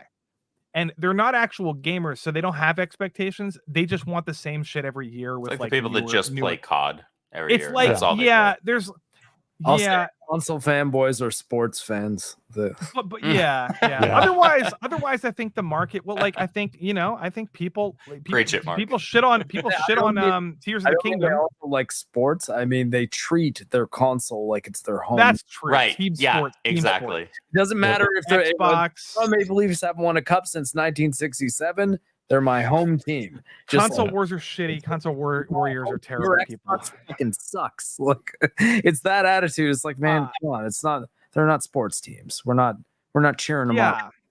But like, for example, like, Tears of the Kingdom, there's a lot of people that are like, oh, I don't like the open world Zelda. I don't like the direction it's going. But the market has decided that that's the best. That's what they want. And it's like, I think that, I mean, that's less important than just Tears of the Kingdom is a really, really good game. It is. I know. But I think that's why people are playing it. Yeah. Well, I know. Like, what I mean is that's independent. I think it was what I was kind of trying to talk about Starfield at the beginning of the stream as far as our perspectives go. It's that ultimately, I don't care if the whole world bought Tears of the Kingdom and loves it, because if the game sucked, I would still say, but it sucks though. It's just right. Right. But at the same time, if Tears of the Kingdom was like heralded as the worst thing that could ever happen to Zelda, it's just Breath of the Wild 2 and it has nothing, or Breath of the Wild 1.5 and has nothing new to bring to the table at all, which honestly I was half expecting, because I sort of figured that's what Nintendo would obviously do with Zelda when they knew they could sell that much. They're just like, throw another story together on the same map and it'll be fine. I played it. I didn't even play it by my own decision. Just Metal Commander wanted to talk to me about it on a show, so I'm like, okay, fine, I'll play Zelda. And the game mechanics in that game are so incredibly well designed, incredibly well thought out, and incredibly flexible that I would be being dishonest by saying, but it's just more Zelda, whatever. Because that's like, you didn't pay attention if that's what you think. And it doesn't matter if it sold nothing or billions. It's still, you need to be able to say, well, but is what's here good? And that's kind of the way I try to look at things. I think Shags is right. We're gonna have to wait a little while to really get a grasp of the community of the industry's takeaway of this game. Yeah, I think that's it's 100% is. And before we go on for another 20 minutes and I turn into a pumpkin, I'm going to answer this last question from Ryan Landis. He says, "Isn't it fair to say that Bethesda made a big game with lots to do that also open to mods? From what I've heard, there's still lots to do, just trying to be fair." Yes, that's totally a fair take. Yes, there's a lot of what this is. There is a lot to do, almost too much at times. And there's always a lot to do in Bethesda. A lot of content. A lot of content. We could argue until we're blue in the face whether or not that content is good. I am seeing some flaws in it. We could probably save that for another day. I had a great time streaming with you guys tonight. I think we hit a lot of good points. I think we talked about this game in a way that hasn't necessarily been talked about too much. So thank you for allowing us all to get together and do this. Is there anything you guys want to plug? Mark, you got anything coming up you want to talk about? No, I'll probably be streaming some stuff over the next couple days. I'm wheelchair bound, so I don't have much to do. But yeah, so Marc the Cyborg, I'm pretty much everything. What are you Except gonna stream? Cyborg Mark on Twitter. I don't know. I've been fiddling around with a few video ideas, so I just might be playing a bunch of different things to to sort of think, I guess. I'll keep an eye on my Rumble notifications. Lofty, what do you got coming up? Anything? I am. Wait, stay Tuesday. Oh fuck. It is. Yeah, I'm streaming today, or well, now it's 2 a.m. where I'm at. I'm streaming tomorrow, Wednesday night, by myself on my own channel, 8 p.m. It's either going to be about One Piece, or I might talk about Killers of the Flower Moon and the big controversy behind it, or I might talk about both. I don't know. Do you guys want to do a One Piece panel? Has everybody here seen it? I have to watch it, but I'm down to. I'll definitely watch it. And I have to talk about this with a bunch of people because I haven't Yeah, talked about it with Live action's anybody. been very well received, it seems so far, pretty universally. I don't know. Tomorrow I might do a solo stream, but I want to get a collection of people who have not seen the anime, like Mark, and who have seen the anime, like somebody else, seen it. and like me, who have seen both. And well, here's what I did: I watched the show, and I went back and watched the anime after, and I realized that the anime did some stuff way better. And it's of course. And because I'm never going to watch the whole anime. So like, I use this as an excuse to like watch the first arc of the show, of the anime. And I just don't think the show, I think this is like a 7. Like it has room for improvement. It's not nearly as good as the anime, but I think some people are exaggerating how good it is. And then other people are not watching it because they're afraid of Netflix. And it's like, we got to talk about it.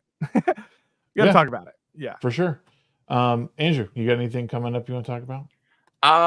Shit, dude, I don't do squat on the internet outside of manage stuff on Twitter, and I've got a Mario Kart stream that I do on Twitch on Sundays. I am the co-host of the High Council over on World Class Bullshitters every Tuesday night at 8. I actually came straight over here after we wrapped up that show, so you guys can check that out. But that's pretty much it. I am the creative social media manager and one of the editors over at Ripaverse Publishing. And I saw number 2. Yeah. Look forward to Alpha Corp. Oh yeah. That's Chuck Dixon doing Chuck Dixon is what that book is. Dude. And I know because I've read it about 18 times now. Holy crap. Well, I won't drug you to get all the inside information, I promise. You'll get nothing out of me. I value my job. I'm looking forward to that. I love Chuck Dixon. I loved his Moon Knight run. It's like one of my favorite comic runs. I grew up with his Robin run. So yeah. So yeah, dude, that big stuff over at Ripaverse. If you guys aren't checking that out, definitely check out. I saw him. Oh yeah. Was that? Yeah. Oh, I was gonna say somebody in the comments said invite your friend Gary Lofty. Does he mean Gary Neurotic? I guess he likes One Piece. Very likes did One like it. Piece. Yeah. As for me, guys, tomorrow night, right here on this channel, the Midweek Hump is taking place once again. My friend Sheep. 210, with Sheepsidian, Horror Amarada, Mr. Grant Gregory, who hit 100K subs on YouTube. Congrats to him. And the Common Nerd and No Green Rocks, the leader, founder, CEO of the Legion of Memers. All of us will be hanging out tomorrow night with our friend 210LG. Andrew, we gotta have you back on our show too. Yeah, I'm happy to come on, man. And just shoot me a DM. I'm happy to join. I love being part of the conversations. I may not do much on my own YouTube channel, but I enjoy legitimate, honest conversations that are more than just bitching into the wind about things. I like making fun of the stupid crap that's out there, and there's no shortage of that. But I like having actual conversations with people. So anytime, just shoot me a DM. Cool. Yeah.